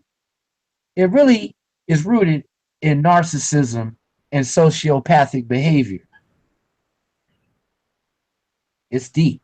It's an affliction. It's a mental type of thing, like manic depression and bipolar function, dysfunction, and paranoia schizophrenia, as in when the white girl got hemmed up and they came down on you, you said, well, let me walk this back and send her home. Start talking about people want to come kill you. Ain't nobody trying to come kill you. What would make you think that? You paranoid, bruh? That's that narcissism. Now, here's at the root more further, digging deeper to the soil of it. Most Peter Pan syndrome dudes and windy chicks are incapable of steady work or responsibility and accountability to authority. Boom. So what do? They create otherworldly ideas of escapism. Man. Which brings me to one of the members that was able to get out and tell his story to the world. Brother Keno, the runaway slave, the Frederick Douglass of the Melanation, the Unknown Society Rejects. That's the station. Shout out, Brother Keno, Unknown Society's Rejects. Y'all go check that brother out if you want to find out the real deal on Nature Boy and how he run his camp. But I'll give you the skinny. I reached out to Keno. I was so impressed with the way he laid it down. The brother's writing a book. He's coming out with a movie. He's going to lay the game flat. Y'all go subscribe to him. He started off doing some videos saying when he got out the good things about melanation. But then after a couple videos, he had a long laundry list of the effed up tartary, F-tard, effery. I'm trying not to curse, y'all. It's difficult for me. I'm trying not to use videos, y'all. It ain't easy for me. I'm trying to go off the dome piece, but now I'm referring to the notes, y'all. Keno said, these are the good things. Eligio brought up disrobing and letting your skin breathe. Yeah, when you're down in places like Belize, Costa Rica, Trinidad, it's no problem walking around with no shirt on. You know what I'm saying? That's normal. Okay? And the reason is so the skin can have contact with the air and sunlight. Yeah.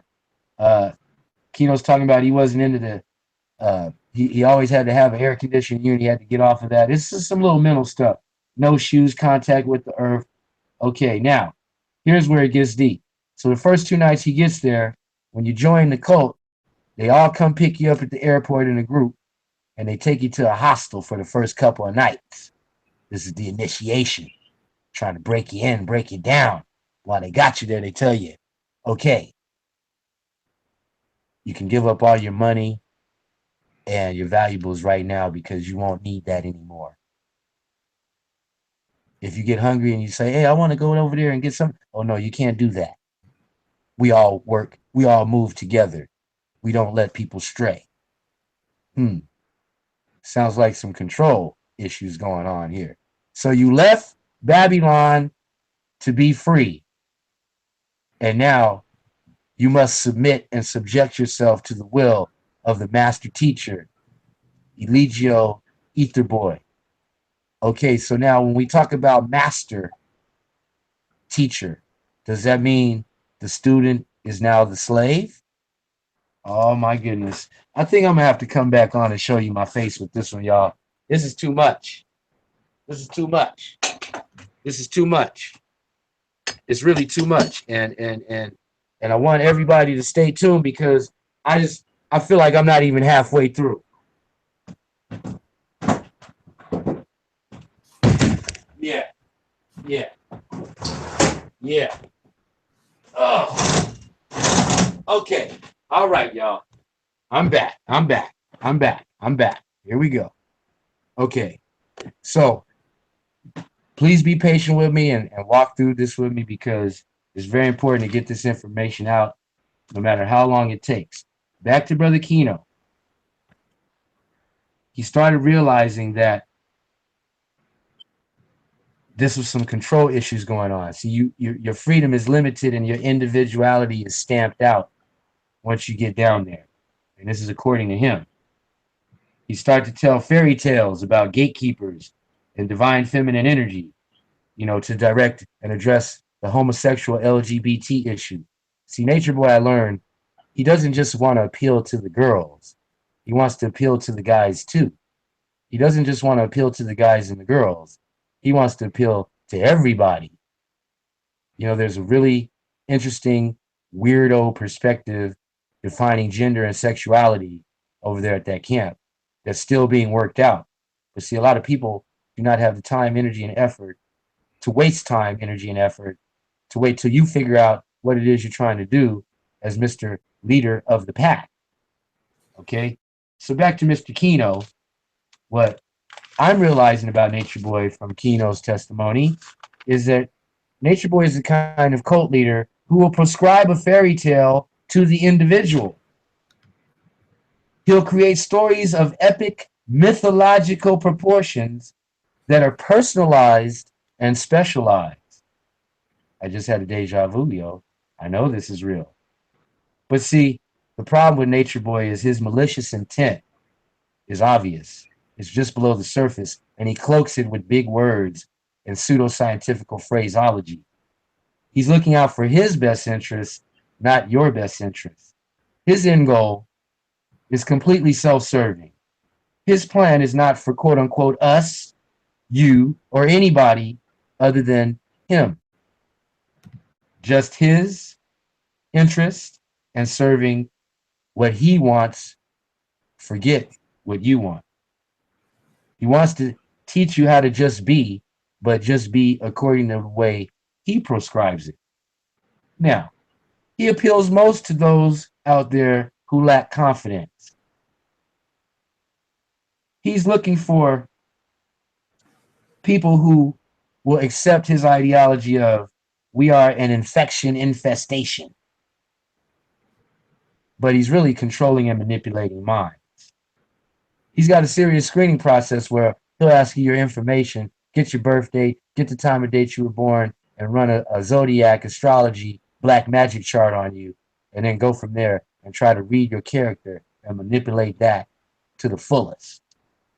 So terms like mutation hardware, reflection, beings, possessions, and attachments try to create a sense of belonging and family where you're dealing with a society of misfits and runaways. So the argument against that, the counter of that, of his believers, and I see you out there, I hope you write up all this stuff and argue your way out of it in circular arguments with no linear point or ending. Because your arguments are your family members want to be possessive over you. The little girl Kayla said, When she tried to leave, they put her on pills. Nature Boy be asking them when they come out, do you have crazy parents?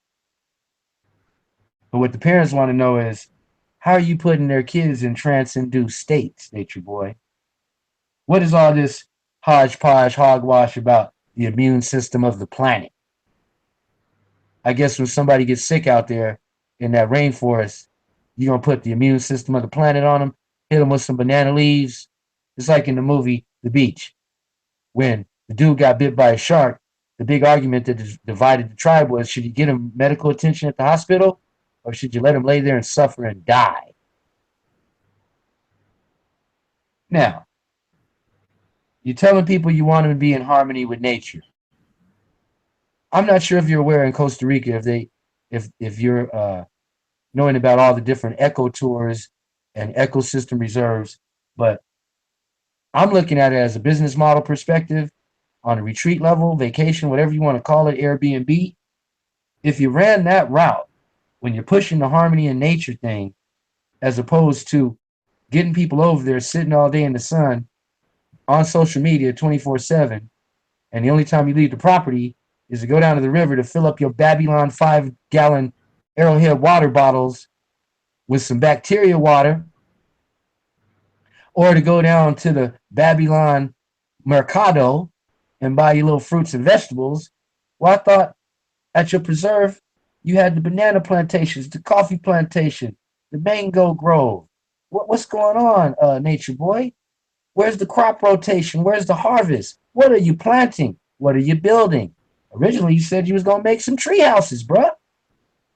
All I see is a bunch of dead trees in the big house and a bunch of tents around the plantation big house for the porch monkeys. What is it? I understand the reason you shit in the woods is to get closer to nature. That sounds like some Lord of the Flies-ish to me, my brother. Your poo-poo is attracting flies. When you have a perfectly running toilet and shower in the house. And I understand you don't let people take showers. You don't wipe your bum, so you're walking around with monkey crap between your butt cheeks. You don't let them get under no running water. It sounds like a pretty funky situation. And then today I just seen you guys over at the Babylon music store, look like Guitar Center, in the middle of wherever you were at down the hill, singing in a little circle surrounded by Babylon instruments and Babylon electronics. And wasn't nobody close to you. I know why. I know why. I know why. Y'all stink so bad, you guys were like Pigpen and Charlie Brown. Everywhere you walked, instead of trails of dirt, it was trails of funk emanating for 10, 20 feet surrounding y'all. I know when the people see you in the city, they be like, there they go again. Look at them. Don't talk to them. Stay away from them. Watch them. They might be stealing something. But look, since you left Babylon, Nature Boy, and you said, you know, you weren't allowed to do what you wanted to do in Babylon, but you are there. You were always getting pulled over in Babylon, but now you are there. You were in legal trouble in Babylon, but after what the news broadcast said, bro, you better watch yourself and get lawyered up, because they don't play that down there in them third world countries, especially ones that are friendly like Costa Rica is to the United States. Oh yeah, United Nations is down there, bro, for a reason. They don't need a military when you got the UN there. Anything goes. And by the way, we're going to get into how you got there and why you left Honduras and what happened and how you dropped out for like 50 days and 50 nights. Anyway, so it wasn't the most pleasant experience for you in America. Has it been all the way pleasant for you in Costa Rica, my brother? See, you like to tell people when you backtrack that you tell the truth in a mean, firm, authoritative way. But then you have a problem with authority and being told the truth. I understand none of your followers can question you or go against you, or else they will be ostracized and ridiculed or emotionally abused, verbally tortured. Is that true? I mean, all you people out there watching, from the Nature Boy camp that have not gone there yet, and even the ones I hope you're watching now that are there, ask yourself and think about all these things I'm saying, if it's real or true, or if it's just some Hollywood bull. Okay, so you want us to see how sick we are mentally in Babylon, right? And you're mad about the evils of the world, right? But what you're showing us, brother, is how sick you are having left Babylon and taken that disease with you down there, and how you can't let Babylon go because you're obviously on here every day, 5 times a day, crying out to say, come join me, I'm lonely. Bro, there's a whole country you can visit and people you can meet and interact with and interchange with. Babylon is right there too. You didn't know? Microsoft, Intel, all the Silicon Valley companies, right there with you. The #1 export besides ecotourism for Costa Rica is the tech world. This is why you have such great access to digital media and broadcasting out to the rest of us. It's obvious. But don't spit in the face of technology and Babylon when you're using it to promote your BS effery and tartary, where you're making commercials about your life that you're not really living like that. Because guess what? It's impossible to live for free. There has to be a source of money coming from somewhere. And clearly, you're not in it for the money. You're in it for the bodies. You're in it for the sole control of these people's universe. And bro, that's what makes you a cult leader. Because nobody's perfect. Nobody has all the answers. Nobody knows the absolute truth, because there is no absolute truth. You're talking all this higher self stuff, but then you want to be primitive. Like, higher self to me is going into the futuristic George Jetson age of technology where we simplify life. You want to be in the Flintstones, going back to the Stone Age, acting like you're a black caveman, a Neanderthal in blackface. And that's what makes this whole thing a caricaturized Hollywood joke. Black Tarzan, searching for the utopia. Get out of here, man. I've been down there. I know what it is. I know what it's like. It's Babylon all around you. That's Costa Rica is Babylon's playground. I'm gonna just make it clear to everybody. Costa Rica is like the Las Vegas of the Caribbean. Costa Rica is like what Cuba used to be. They got casinos down there. They got legalized prostitution down there without no pimping. So you better be careful, Nature Boy, because you got that pimp ideology in you. But they don't play that. You got to let the women be free agents. You can't be handcuffing them and confining them to the compound. That sounds like some old American prison shit. Which, by the way, in one of your videos, bro, and I want to direct everybody watching this to go to Eligio Nature Boy TV before he pulls this video down. It was recorded on June 19th, 2016, a few days before he left Babylon for good and went to Honduras. And the title of that video is called Fuck Father's Day. And that's a very telling video. Dude only got 529 hits, where some of his videos have over 100,000, others mostly have over 10, 20,000. This one video had 529 hits. He went in because so many people were texting him Happy Father's Day. And he got angry. He got super angry. You can listen to that video and he tells you why he doesn't like Father's Day. Now, I'll tell you why he doesn't like Father's Day. He didn't have a father. I mean, and I'm not trying to make fun of that. I understand that. I knew my father, and God bless the dead, but he was an absentee father. So I understand your pain and resentment.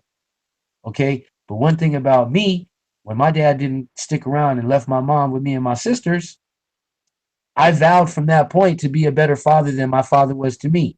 So my son has always been in my life to this day. When it didn't work out with his mother, he came with me. I say that to say this. There's no reason, no excuse whatsoever on this planet for any man, especially a black man that didn't have a dad, to leave his children behind in Babylon. I say that because I have a first cousin who had 5 children, and he was on that go back to Africa. I want to get to the promised land, Zion. The same shit you on, Mr. Nature Boy. And he left his 5 children and wife behind. Never looked back. Now, years later, he's calling up the family, sending us stuff on Facebook that he needs money to come back. He got himself over there when people send him money to talk about he wanted to come back. He went further deeper in Africa. So see, this is the dilemma you're putting your followers through. You tell them to turn their back on their family because clearly you never had one. Then the family you created, you abandoned. Little Africa, little Osiris. I know that's your children's name because I watched your videos. And you make the excuse that, oh, these are attachments. They're not really your kids. And then you talk some crazy stuff about you are this and that and you reflect yourself. No, brother, we are but reflections of our ancestors. And your ancestors are embodied in you. You are your father. Your grandfather, your father, they're in you genetically, and you can never deny it. And no matter how much pain and ugly it might be when you look in that soul mirror, shout out to Suicide Age 29, I stole that from you. But when you look in that soul mirror, brother, and what you see you don't like, you try to project something on the other people that you do like about yourself to attract them. And I notice you really go in on these women. One of your first couple of videos, you're talking about intercourse. Everything is intercourse, social intercourse. When you eat food, it's intercourse. When you breathe, it's intercourse. In and out. Okay, brother. So what you're talking about is everything you say is a mind fuck. You're mentally fucking with people. And it's not cool. Okay? You might want to say, oh, you know, Blaqink, you're on your lower frequency vibrational thought patterns. GTFOOH.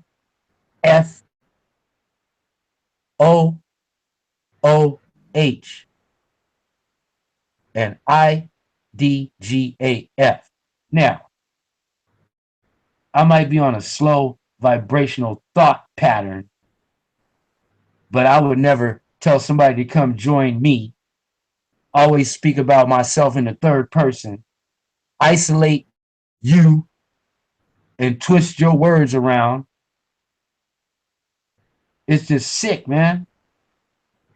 Seeing things about your perspectives and your self projections on everybody else. Like you got the truth and everybody else is a liar. Bruh, what if I told you everybody has their own specified alarm clock that goes off when that person is ready in their due time, in their own way, in their own form, in their own fashion? A lot of these videos I watch you and see the people that came out from you project you from your own words and from your own actions and your ways and behaviors as a dictator, as an autocrat, as a megalomaniac. And then you want to turn back and say the media is stalking you and harassing you when you've been sitting there throwing rocks at the damn prison and broke a window, and now you want to act like, well, what did I do? Yeah, that's your lower self. That's your body politic. You know, so you got the truth, right? So what is your absolute truth, bro? Because see, as far as I'm concerned, all the stuff I've been watching for the past 3 days and 3 nights has just got me overflowing with this garbage and sewage that I need to throw up and exercise myself from. Is that you're using people's emotion and pulling people's heartstrings just to get your own jollies, man. And even if it's negative attention or any attention, you love the attention. Clearly, you didn't get enough attention when you were growing up. So this is it. And I can understand wanting to be popular and wanting to be the guy that quote unquote saves the world.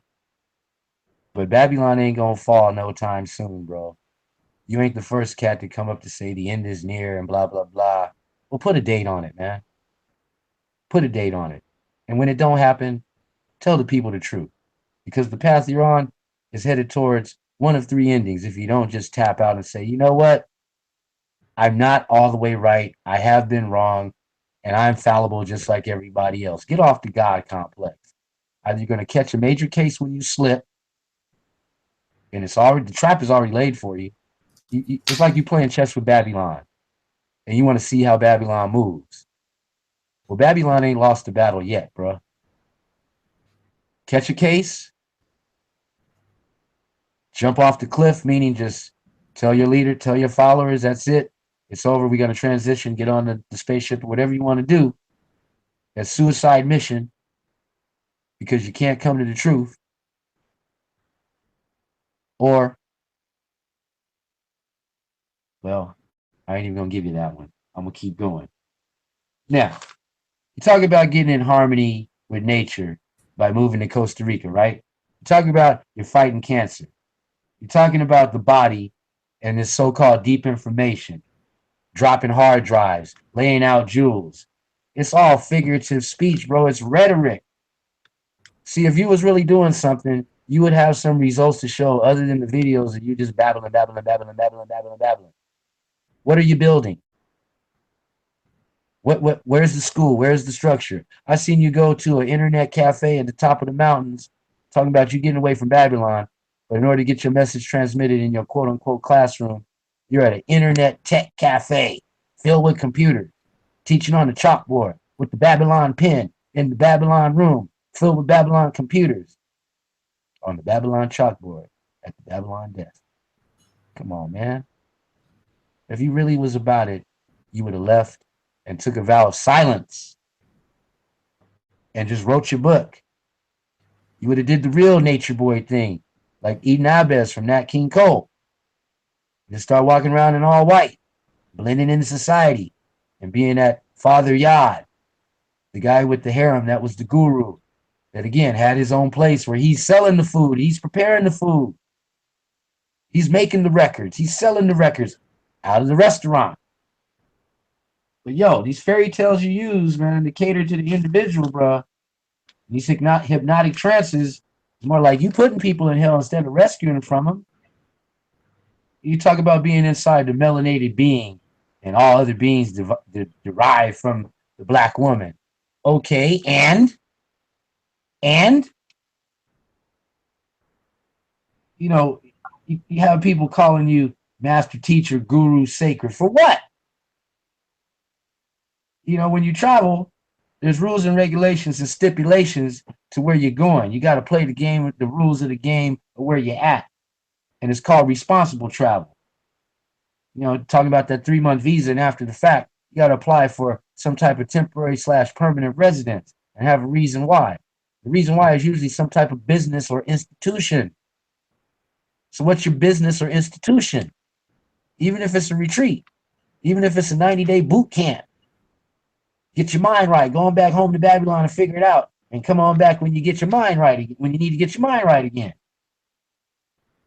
This is just irresponsible, telling people to cross borders and pay a bribe to a border agent.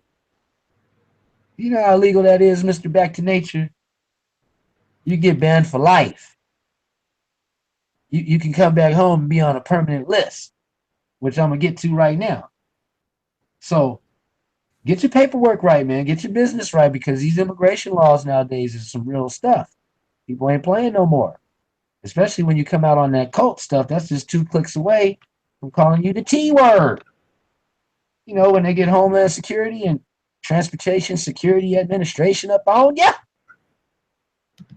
Get your passport taken away like Paul Robeson. Get banned from leaving or banned from coming back. But meanwhile, you talking about feeding the tree, taking a shit in the woods as a peace reflection. Telling everybody, pack up, sell everything, and bail out of Babylon. Then what? What about work? What about money? What about economy? What about sustenance? What about food?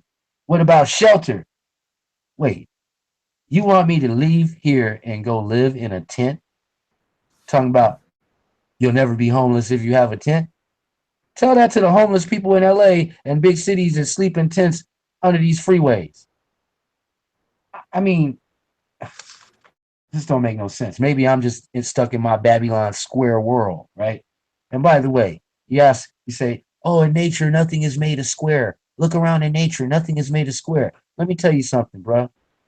It's not things that are made in a square, it's things that are made in a cube. And that cube is unique unto man himself. This is our part of creation that we've added onto nature for our shelter, for our protection, to build a family. You cannot escape that. That is why you are attached to that house where you have the tents right outside on the porch. That is why you are attached to the automobile to drive yourself around to the different locations that are right off the highway. Because, folks, Costa Rica is 90% rainforest, 10% beaches. That means the whole country is a rainforest. The whole country is a quote unquote jungle. So you can pull right off the road and there are campsites everywhere. It's not an issue. But when you get hungry, either you're going to go to them banana plantations, the mango plantations, and pick you a big thing of those. And after a while, you're going to get tired of the mangoes and coconuts and what have you. And if you're not growing the pulse and the beans and the vegetables and the fruits, you're going to have to go buy it. You can't escape it.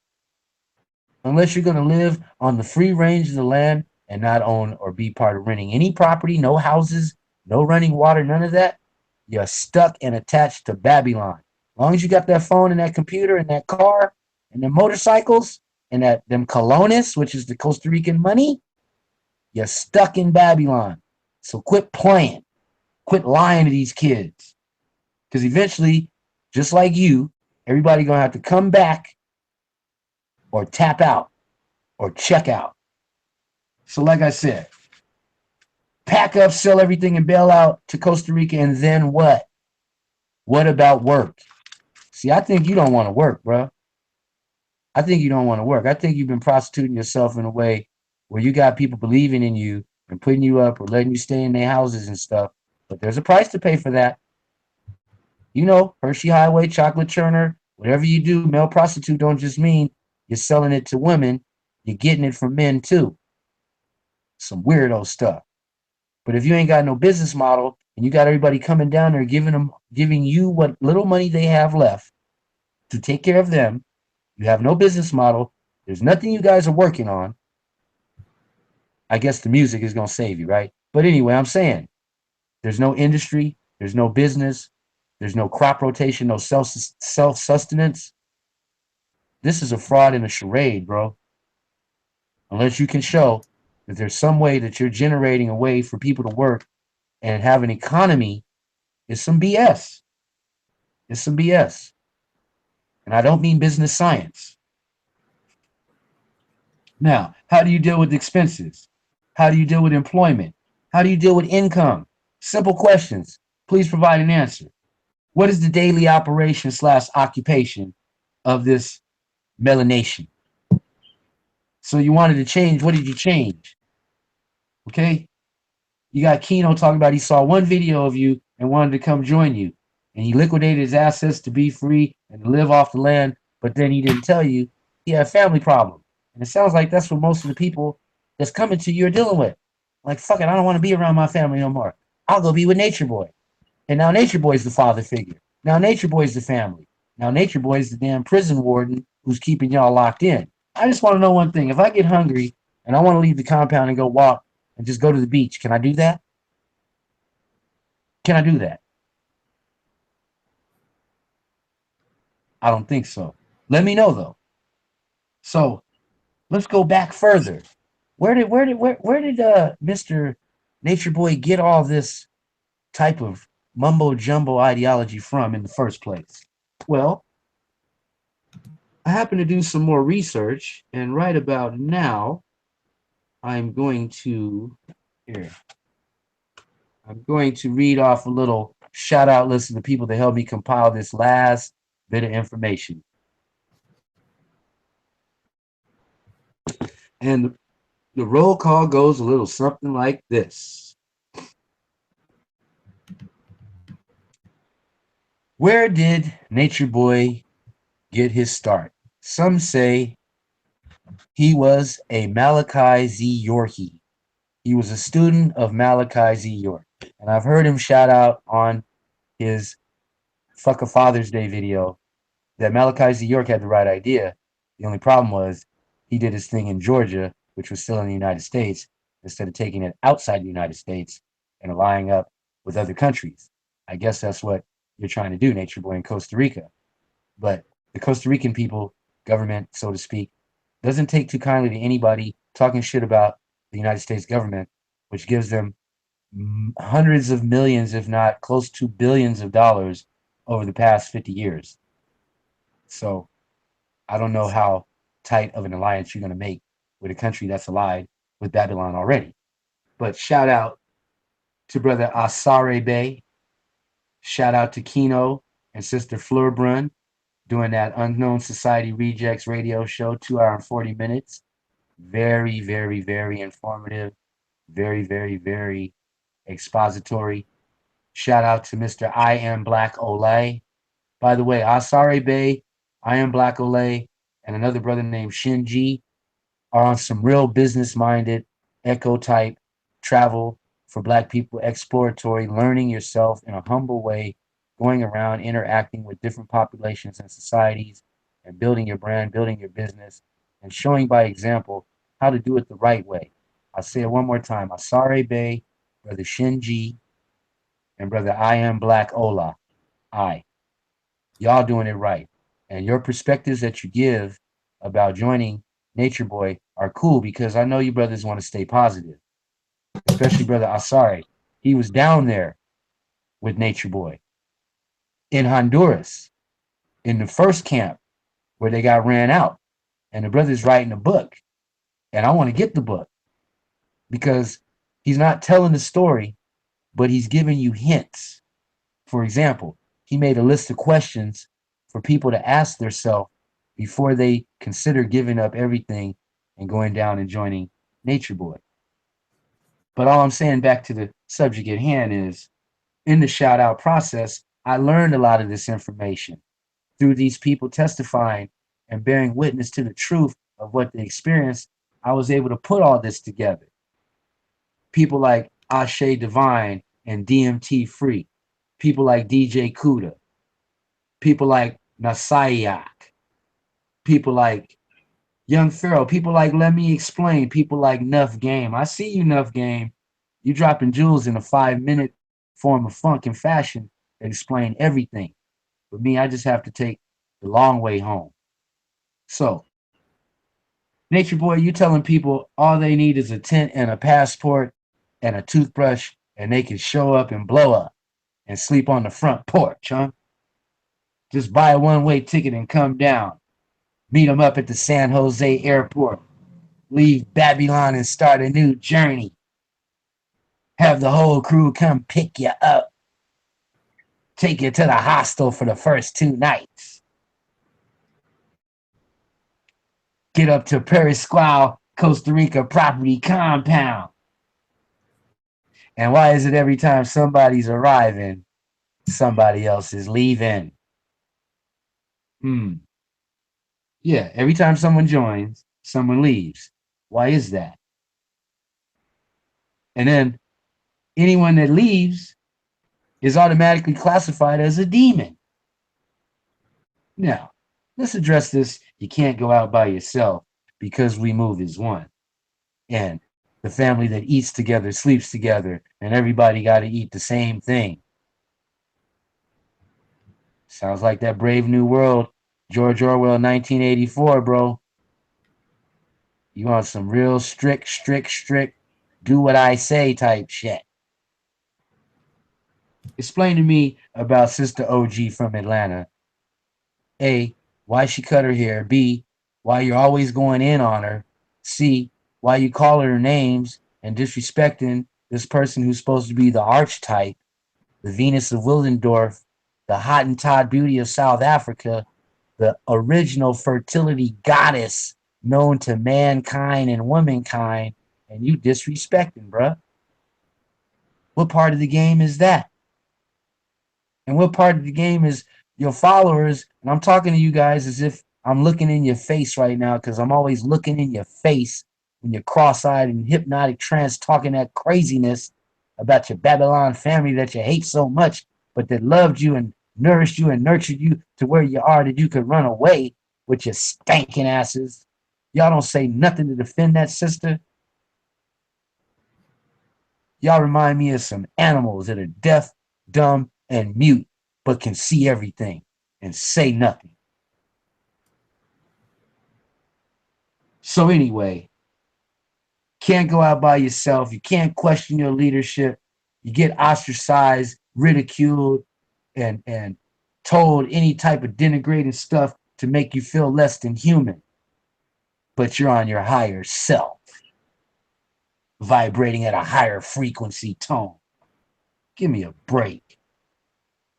Then you want to tell everybody to give you or Key, you know, the $250,000 kid, the trust fund guy that's backing all this up, give you guys all the money and possessions and valuables and let them take care of you.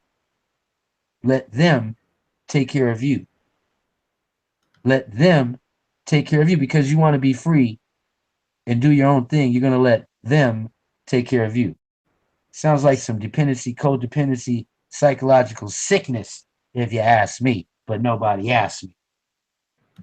So if you can't take care of yourself, then you become totally dependent upon Nature Boy and his pseudoscientific system of blase blah, babble, babble, babble, worthless drivel, idle chatter, nonsense. Now we got Yaya, the nature girl, his sidekick, his Clyde to his Bonnie, his Jane to his Tarzan, his partner in crime. First y'all weren't a couple, now y'all are a couple. So I guess Yaya is the mother figure. I'm going to leave Yaya alone. I'm going to stick to you, Nature Boy. So tell me this, Nature Boy. Why are the activities always confined to the property? Why the only times you leave the property is to get food and water or to pick up another member? Why the hostile routine as an initiation? Is that to break in from the shock that you're about to give them? Why is it that around the third or fourth day, Nature Boy, when the questions and doubts seriously arise and people are ready to go, you tell them, but I don't have any money. I had to spend all this money on XYZ. But they just gave you all their money. They just cut off the ties from their family. So you want them to call their family and say, I'm sorry, and go through that embarrassment and get dragged through the mud instead of giving them their money back and letting them go home. That sounds closely like kidnapping, hostage taking, some weirdo shit going on, and you wonder why they call you a cult. You tell people, how you gonna leave? I ain't got no money to give you to go. No, no, no. And then you spent money, this, that, and the third, right? That's called the old catch-22, the jiggy bop, the boogaloo, the Donnybrook, the brouhaha, the bamboozlery. So like I said, it appears like people are becoming imprisoned, kidnapped, held hostage, stuck, and fucked. You know they got family issues, bruh. That's your hook. That's how you get them. You know these are the factors that led people that want to come to you, and then they see the truth, and they're the same factors that make them want to leave you. And tell me about this potato and avocado diet, Mr. Fruitarian. So now potatoes are fruit now, huh? Tell me about these boxes of potato chips that you're buying from the Babylon market, bruh. You ain't even growing your own potatoes and having them black queens fry them up for you in that good coconut oil, bruh. I heard you was buying them Costa Rican Lays, player. Not even the organic ones. I don't get it, man. Mr. Fruitarian, Back to nature? Potato chip eating, brother? Mm. So all I want to say to people out there that think they want to follow this dude or call him the master teacher or their revered spiritual leader is this. How are you going to live by another man's system and doctrine when that's what you say you leave in here because you don't want to follow? It's like going from the frying pan into the fryer. And now, this tent city. Oh boy. I say this. What if I'm uncomfortable with the tent city? Can I sleep in the house? Or is that part of the deal? I just gave everything away to go live in a tent. Please tell me. Please tell me. And another thing, bro, because the more I started watching, the more I realized you really are like a black magician. You're like a warlock. You be preaching spells on the minds of your followers. You be hypnotizing them with repetition. You be bombarding them with information, like so that they can never think straight or process it. And you're forcing them to agree because they can't argue with you. So now, once they lose their free will, it's hard to leave. And let's talk about how you behave like a dumb nigga from America whenever those very nice Costa Rican road guards pull you over, because they're not really police, but they just got ARs in case you want to act a fool. But explain to me how you take these Babylon American ways with you down there, and as soon as they pull you over for driving, you want to yell and scream at people in English, acting like an idiot, and they don't even speak the language. And these motherfuckers got ARs, and you got nothing but your fingers, and you know how to act. See, you can take a spear chucker out the damn jungle, but you can't take the jungle out the spear chucker. I swear. You're making it look bad for brothers like me that have been going down there for years and blending in and knowing how to keep the secret on the low. You blowing up the spot for all the wrong reasons and putting a black eye in the game. Now, the police pull you over, you screaming at popos, they have the ARs, you got a language barrier, you're there for 30 minutes because you don't know how to act, and they finally let your monkey ass go. But don't think for a minute they don't have you on their radar scope, bro. They know exactly who you are, where you stand, and since you putting them on the wrong side of the attention map with the media, they waiting for you to slip up, bro. One wrong move on the chessboard, and you know what that's called? A fool's mate. Now, word on the street, brother, is that you have some trust issues, and you a control freak, and you hate to listen, but you love to direct. That's not a good teacher. Any good teacher is a great listener. Any good teacher brings out the best in their students. Any good teacher knows that while they're teaching, they're also being taught at the same time. So you say you live in nature.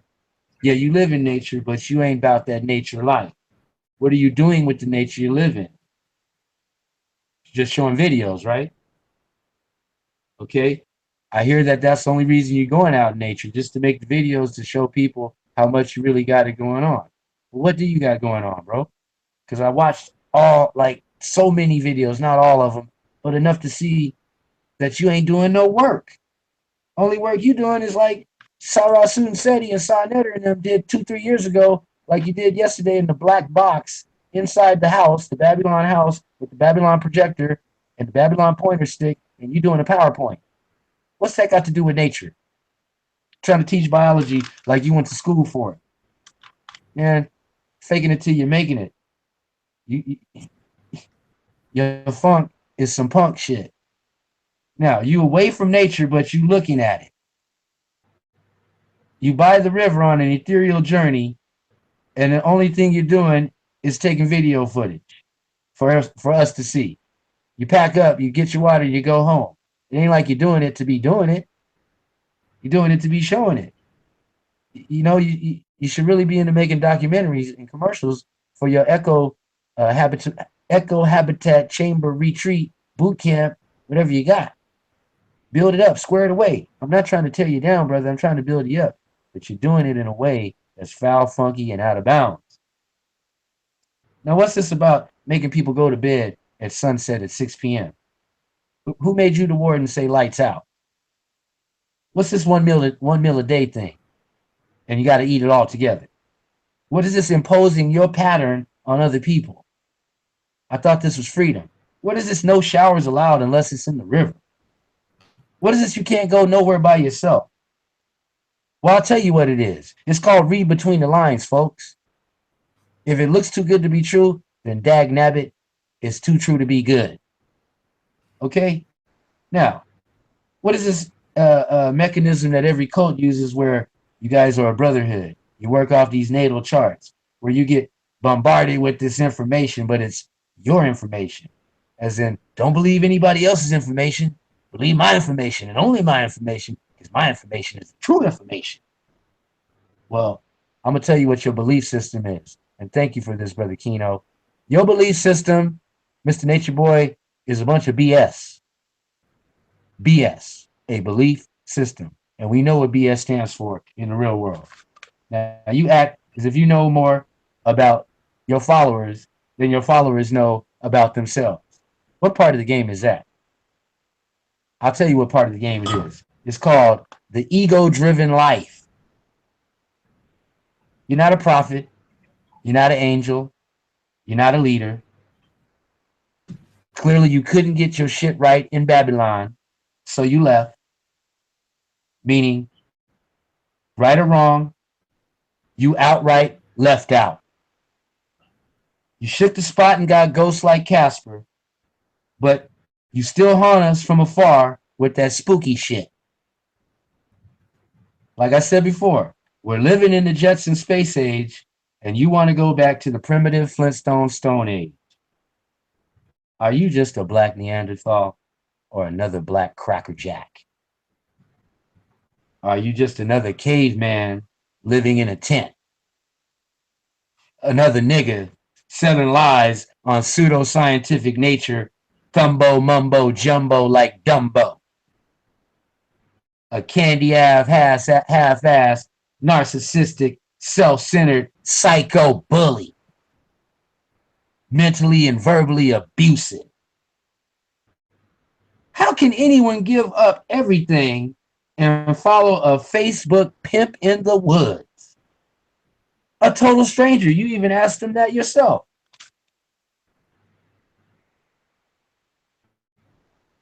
If people serve Nature Boy in exchange for him helping you ruin your life, at what cost do you get your end result?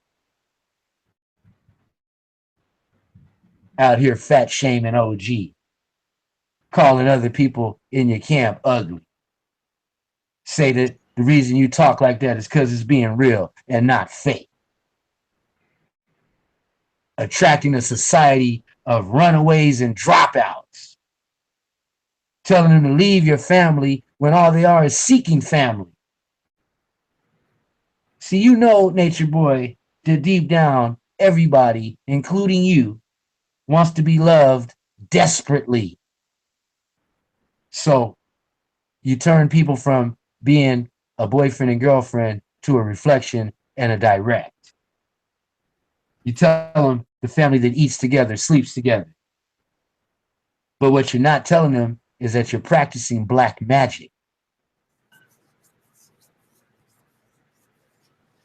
And I told you before, the eco-tourism industry will welcome you. You would have so many people from here, black, white, whatever, from Europe, everywhere that would come to see you. But there's some darkness and some real negative energy around your spirit, bro. I see why you talk about demons so much and devils and the lower frequencies, because you're very familiar with it.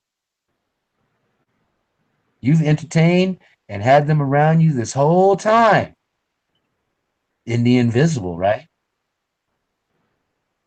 So basically, bro, I'm saying you're no different from Babylon itself by forcing your followers to conform to your way or the Costa Rican highway.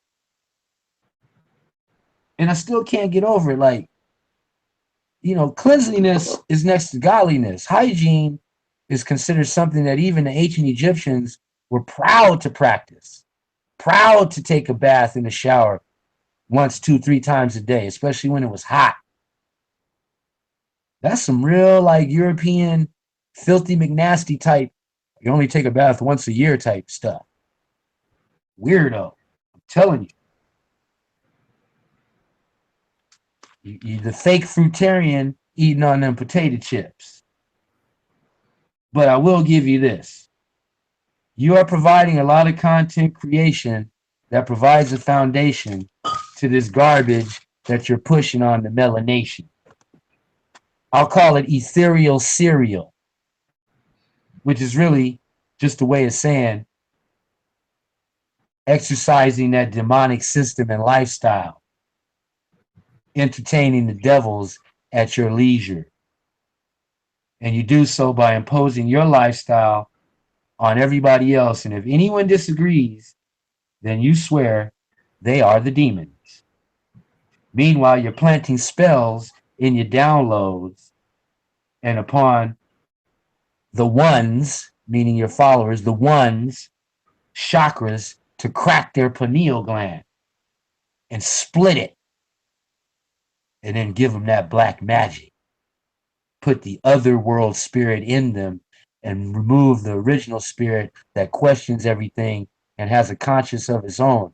You teach them how to be healthily detached from attachments. Yeah, brother. Some sick stuff you pushing. You're dealing with them spirits in the material world. Now, how's your angle that you get these people on? They say you never sleep, kind of like Al Pacino and Keanu Reeves in that movie, The Devil's Advocate. They say Nature Boy never sleeps. Well, here's the drop on Costa Rican lifestyle and culture. You got to remember, they're in Central America. It's a 420 friendly society. They have legalized prostitution. They have casinos. Pimping is outlawed. They call the lifestyle there pura vida, which means the pure life. See, that's where you be pushing at. Come live the pure life. He's not telling you it's just a phrase, pura vida, meaning life is good. Meaning it's the playground of Babylon. Meaning they have every type of drug known to man there. Meaning you could get, I'll put it to you like this, yo. Down there, it costs more money to get some good smoke. And the price to get some of that Central American sucre is like the price of a candy bar. And the quality is so close to the source that you could go up on top of the hill and find a little coca leaf tree and start chewing on them leaves. And see, chewing on them leaves, Nature Boy, getting that ayahuasca leaves and making that brew, Nature Boy, getting that DMT, freak, nasty, Nature Boy. Them's the type of drugs that make them not want to sleep. Stay up. And what do you do when you stay up? Well, if you're a computer tech junkie like you appear to be, you go super overload on the Googles and just download, compile, so that when your followers wake up, you hit them with the blitzkrieg of information, whether you know it or not. And it's so much it keeps their head spinning, keeps their eyes crossed, that when they go live, they can only say what you've already pre-programmed and fed to them. You sick bastard. And I know y'all gonna hate me for this, but it's got to be told. It's got to be exposed. Costa Rica ain't nothing but a ticket away. Look, you can go from LA to Costa Rica for cheaper round trip than you can go from LA to Miami or LA to New York. Real talk. A round trip ticket from anywhere in America might cost you anywhere from $300 to $450 on a nifty. So it ain't like it's something that's unreachable. And if you make enough of these black parents mad, they're going to come get you and teachable and make you the moment. Yes, sir. So now, back to this whole final conclusion. Your nature boy, is the World Wide Web. You're closer to the computer than you are to anything else. And this is how you get the people to come join you. But then when they get there and find out they have nothing left and nowhere to go, they're stuck on Survival Island. They're naked and afraid. They're out there with George of the jungle. And it's only so much faking it you can do till you're making it. All that stagnant, repetitive, redundant, follow me, listen to me, I am the allocated master teacher. Bruh, that's an extremely sad case. Because you and I know you lost both your parents as an infant. You really don't have no ethics, values, morals, or codes. You never acquired them, nor learned empathy or sympathy.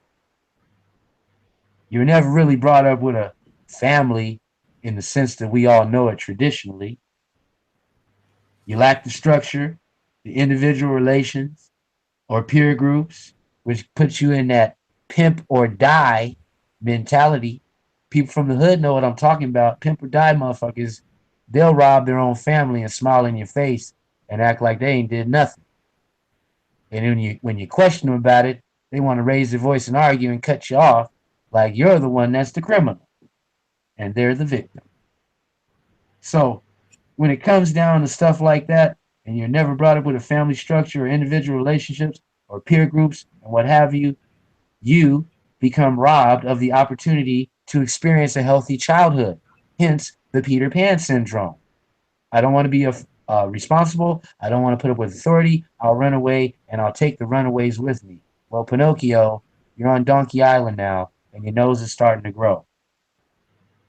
And this explains how you can justify and rationalize leaving your children behind in Babylon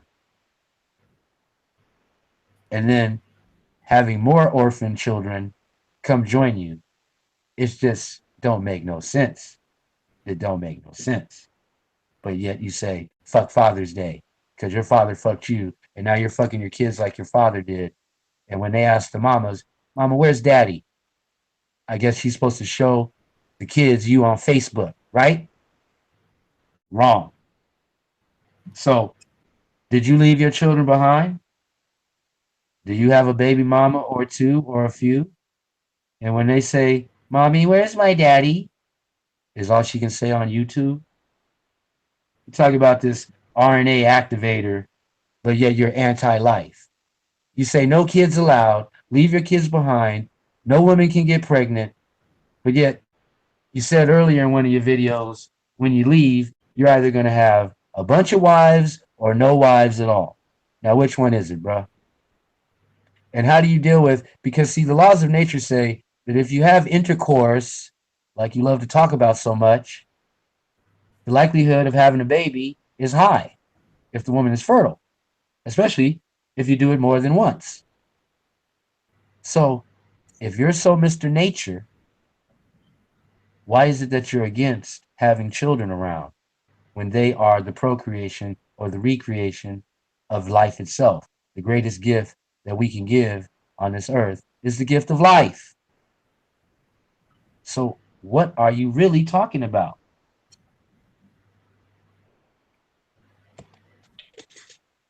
Now, this anti-life sex freak who's an energy vampire using others and social media people to fuel his super ego, is said you were running a sex cult in Honduras. Honduras is kind of a mystery because, according to what you've posted, my brother, you were there from the beginning of July, roughly around the 4th of July, when you broke out, to the end of August. Correct me if I'm wrong. And then something happened where you were off the grid for 50 days. Nobody heard from you on the internets or whatever, or the YouTubes, and you popped back up in Costa Rica You know, talking about this is how life is. And see, this is interesting. That has to be pointed out. What was going on in those 2 months in Costa Rica? Is it true that the folks came down on you and had to run the jewels, lay you down, took your passports, took your bread, and you had to figure out or nigger out your way out because you realized that the people that you were there where you thought was paradise was really in hell and saw you as a mark, as a target, as a chump, and got you. Why don't you talk about that, Nature Boy? Why don't you talk about how supposedly some girl got pregnant down there in Honduras and then she just mysteriously disappeared and the baby too? What happened there? What went on? Why don't you tell the people the truth instead of presenting it like it's a fucking Hollywood movie and you're the hero? For real, for real. See, the best movies are the ones that have flawed characters. Those are the ones that win the awards. But then again, you wouldn't know anything about that.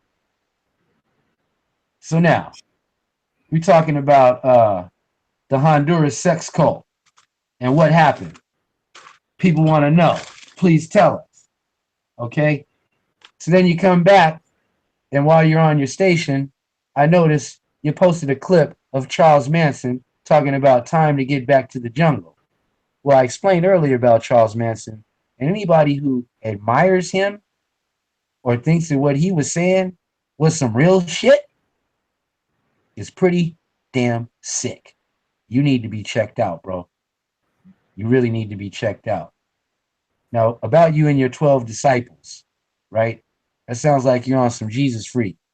And everybody around you is supposed to be on some, yes, Rabbi, yes, Lord, yes, Savior. I say, weirdos. And what is this about you sucking your thumb, Linus? Huh? What grown man I know sucks his thumb? I ain't making fun of you, bro, but that's usually a telltale sign of some type of abuse that happened on early in life, you know? And it also tells some other things as far as like oral fixations and what have you. And I'm going to just leave that out to dangle like a participle. But it seems like you suck your thumb and your computer slash cell phone is your security blanket, Linus. Well, I dare you to do this, like you say on Facebook. Get offline with the internet and get online with nature itself. Can you do it? Can you stay off the internet for a week? Can you take a vow of silence for a month? Fast on your words, my brother, because the mind lies behind the tongue. The more the tongue is flipping and wagging, the more the mind is lying behind it. Yes. So, I heard you don't like to let people meditate, but then maybe this week you do. I heard the daily operation of activities is you wake up and drink tea after you sleep in the tents, and then you get up and sunbathe all day and post videos to the internet. And if you do have to leave the property, it's to go get water in the big Arrowhead Babylon 5-gallon bottles at the river full of bacteria water, or going to the Babylon market to get your fruits, vegetables, and boxes of potato chips. It's almost like you're running a little military dictatorship. And you're always complaining about how much food consumption people are making. You're trying to starve them out so that their minds will be weak. Psychological abuse like they did in them camps in Vietnam. And why has everybody got to make videos where they're parroting you like a macaw and a toucan? Which, by the way, Costa Rica has some of the most beautiful animals out there, and they run wild. Little monkeys, little fruit loops, birds. You know, follow your nose; it always knows. And the big parrots, they call them macaws. Why everybody parroting you on their live feeds, on their love streams, brother? Nobody has a voice of their own. And really, who's funding this Nature Boy exhibition? Is the white man that you used to have relationships, be the male escort, do the in-home nursing that you had signed over the power of attorney to you, so you get a 10,000 a month stipend Is that how this whole thing is being run? If it is, it's cool. But if it's not, say so. Because people want to know. I mean, honestly, I have a 28-year-old son. And if you did your stuff right, I would send him down there to you just to get away for 3 months, just to get his mind right. And there's plenty of people with resources that would do that. But you act like you don't want the money. So it makes people think, what is it that you really want? So yeah, who's funding you? You know, who was this guy that gave you this big inheritance, this endowment, this fellowship fund? Because you were fellowshipping and having fun with them. Okay? Now, at first you said to the people when they got down there, they ain't got to cut their hair. You're going to let the antennas grow. Now all of a sudden people getting the buzz cuts. Part of the game is that. Where's the garden Kino made? Why aren't you showing that? Matter of fact, where's your agriculture skills in the crop production? You ain't got to go all the way down there and say you're going to be about nature and then ain't got no crops. Shit, I'm here in Babylon, right in my backyard. I got a plot of crops, eating them too. What y'all eating on? What y'all producing? Besides a bunch of lip service. I heard you got coconut trees, key lime trees, orange shrub trees, and all you doing is shitting on them trees and not eating nothing. Well, I hope you don't eat nothing if you're shitting on the tree. That's bad biology, bro. That's bad biology. Talking about E. coli, botulism, dysentery, all sorts of things. You step on that shit and cut your foot. Now you done woke up with some gangrene in your toe. It's a shame, though. So you drink your tea, you bathe in the sun, and you stay on social media till the day is done. I call that dead sun zombies, the lazy raw us, the Lazarus crew. And then what is this about the empty vodka bottles strewn around the property? Kind of like them empty vodka bottles and big jugs of that Citron, Limon, Bacardi that you had between your legs, Nature Boy. Back in the day, Tyson the Man. And then you don't want people smoking weed. So then, why y'all so lazy? I could understand laying around in the sun, getting blunted, getting blowed, getting zooted all day. Y'all ain't smoking no weed and you're lazy? This don't make no sense. But then it does make sense if you stay up all night that you messing with that sucre, that Pitt bar, sucre. No sleep, no sleep. Stay up, stay up. Yes, sir. Yes, sir. So tell me, are you an authoritarian father figure for runaways? Are you running a rest haven for runaways? Are you running a shelter for the battered of Babylon? Are you providing a tent for trifling transients? Are you a hamlet for the homeless, a lounge for the lollygagging lizards, a garage for gallivanting, a wolf pack for codependency? Tell me, Nature Boy, is a direct where you follow your erect without protect, aka a sex partner? Is a reflection just a meaning for everyone? Why do the girls have to be topless, Nature Boy?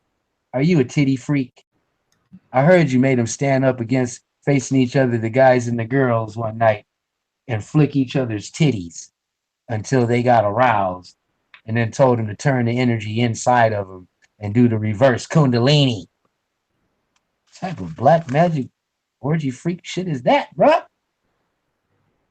But hey, to each his own. I can't hate the player, and I definitely don't hate your game because your game is super lame. And it's a shame. So, Brother Kino said he was there for 2 weeks and did nothing. Said he didn't really like shitting on the tree. Didn't really like the idea of not being allowed to use toilet paper. But just the whole idea of human fecal matter is unsanitary out in the open. A field of shit, maggots, and flies, like I said before, like Piggy in The Lord of the Flies. And so this is the price for paradise. Abandon your life. Liquidate your assets and livelihood. Travel to Costa Rica to live with and join Melanation. Now, at first, you never allow white people to join. Then all of a sudden, you got Tarzan and Sunray. You know, people have to pay when they go see you with underdeveloped suppression and become victims of verbal and psychological abuse to where they're worse off after they leave than when they got there. And so basically, people literally become a slave to Nature Boy's whims and fantasies, subject to his fantastical ideologies and servants to his moody behavior. In other words, you become completely dependent on him as a manipulator of pain and a conniver of heartstrings, convincing you he has the answers and solutions simply by saying, follow me. Okay, so enough game, shout out for your video talking about Eligio Bishop Nature Boy Master. What? Because if he's the master, again, are all his followers the servant students coming out the Malachi Z. York church and camp? You took it further than polite. You took him on a ramp rather than walking the plank to skank and get down and drown in the lake. Uh-oh, I brought polite into it. Nature Boy, what you and polite got in common? Y'all brothers even know each other because y'all running the same game, but you're just doing it in a different lane. So, to my brother, all is God or God is all, I want to thank you, dog, but I'm not through, y'all. Just a little more before I go. Are you into UFOs, Nature Boy? Are you into the fresh air? Are you into the environment? What are you into? Because it seems like you're into everything, but nothing at all. Because when you tell people that to rent is to live in the lower self, I heard you was renting. Where you staying at? We are critical of those who eat from grocery stores. You doing the same hypocritical shit that you project on us that are still in Babylon. When you say having children and giving birth is not allowed, you're not really living in the natural world. That's the brave new world of 1984. When it's realized that you left your own kids behind and you call them Babylonian attachments, and then you tell people that's the karmic lesson, you're not breaking the vicious cycle of slavery where families were broken up and split apart and sold off to the four corners of the earth. You are, in fact, perpetuating that curse and keeping it going on generationally while you're out exploring some unrealistical, ideological, dystopian, dysfunctional, malfunctional so-called utopia. Yeah, unpack that. So the karmic debt that you're creating is going to have the psychic vampires sent to collect your soul under that contract of black magic. Oh yeah.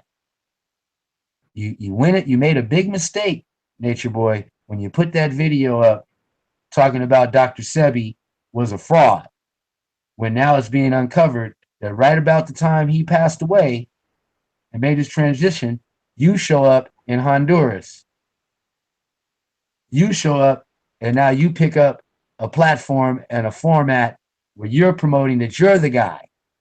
And people are wondering why, oh, why? Because out of them 120,000 hits you got in your video and you had to disable your comments was because at least 100,000 of Dr. Sebi's tried and true people who have been healed by his works and his contribution to society through medicine and proper living ain't too happy at you, bro. You done threw the wrong rock and sank the wrong boat talking that stuff about a man who did more in one day of his life than you've done even in your life. Even before you came out your daddy's nutsack and was a twinkle in your mama's eye, and she carried you towards fruition to make sure that a stain like you could be here to cause so much harm and pain. And Dr. Sebi did exactly the opposite of what you're talking about. So you might want to rethink that. And really, on a final note, you're not really about that nature life, bruh. You're inside the house, attached to social media, 24/7 on the internet, on Google, on Facebook, on YouTube, making bogus infomercials. Make it look like y'all doing something by trying so hard to do nothing. Now, in the final analysis, your videos tell a story.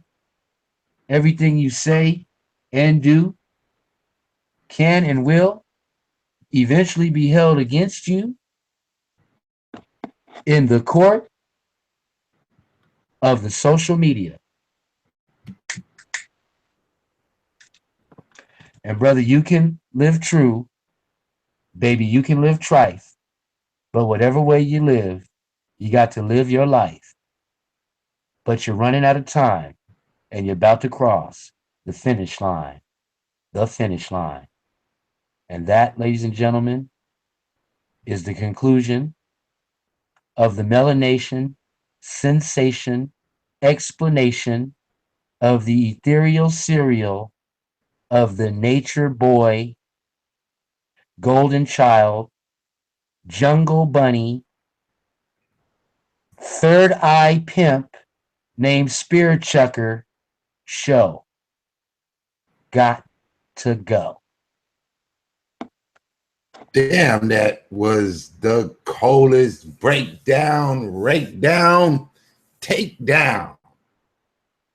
Was an excellent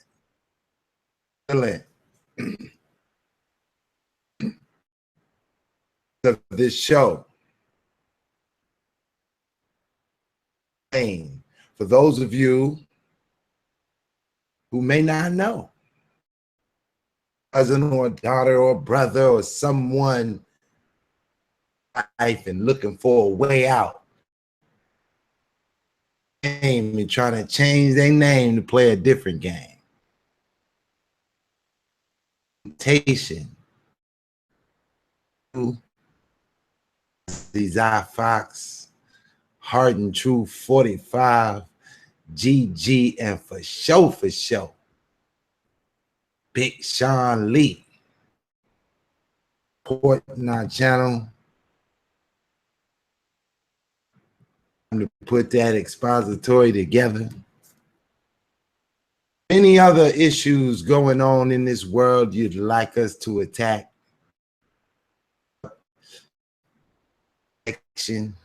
Email us 99lightyears@gmail.com.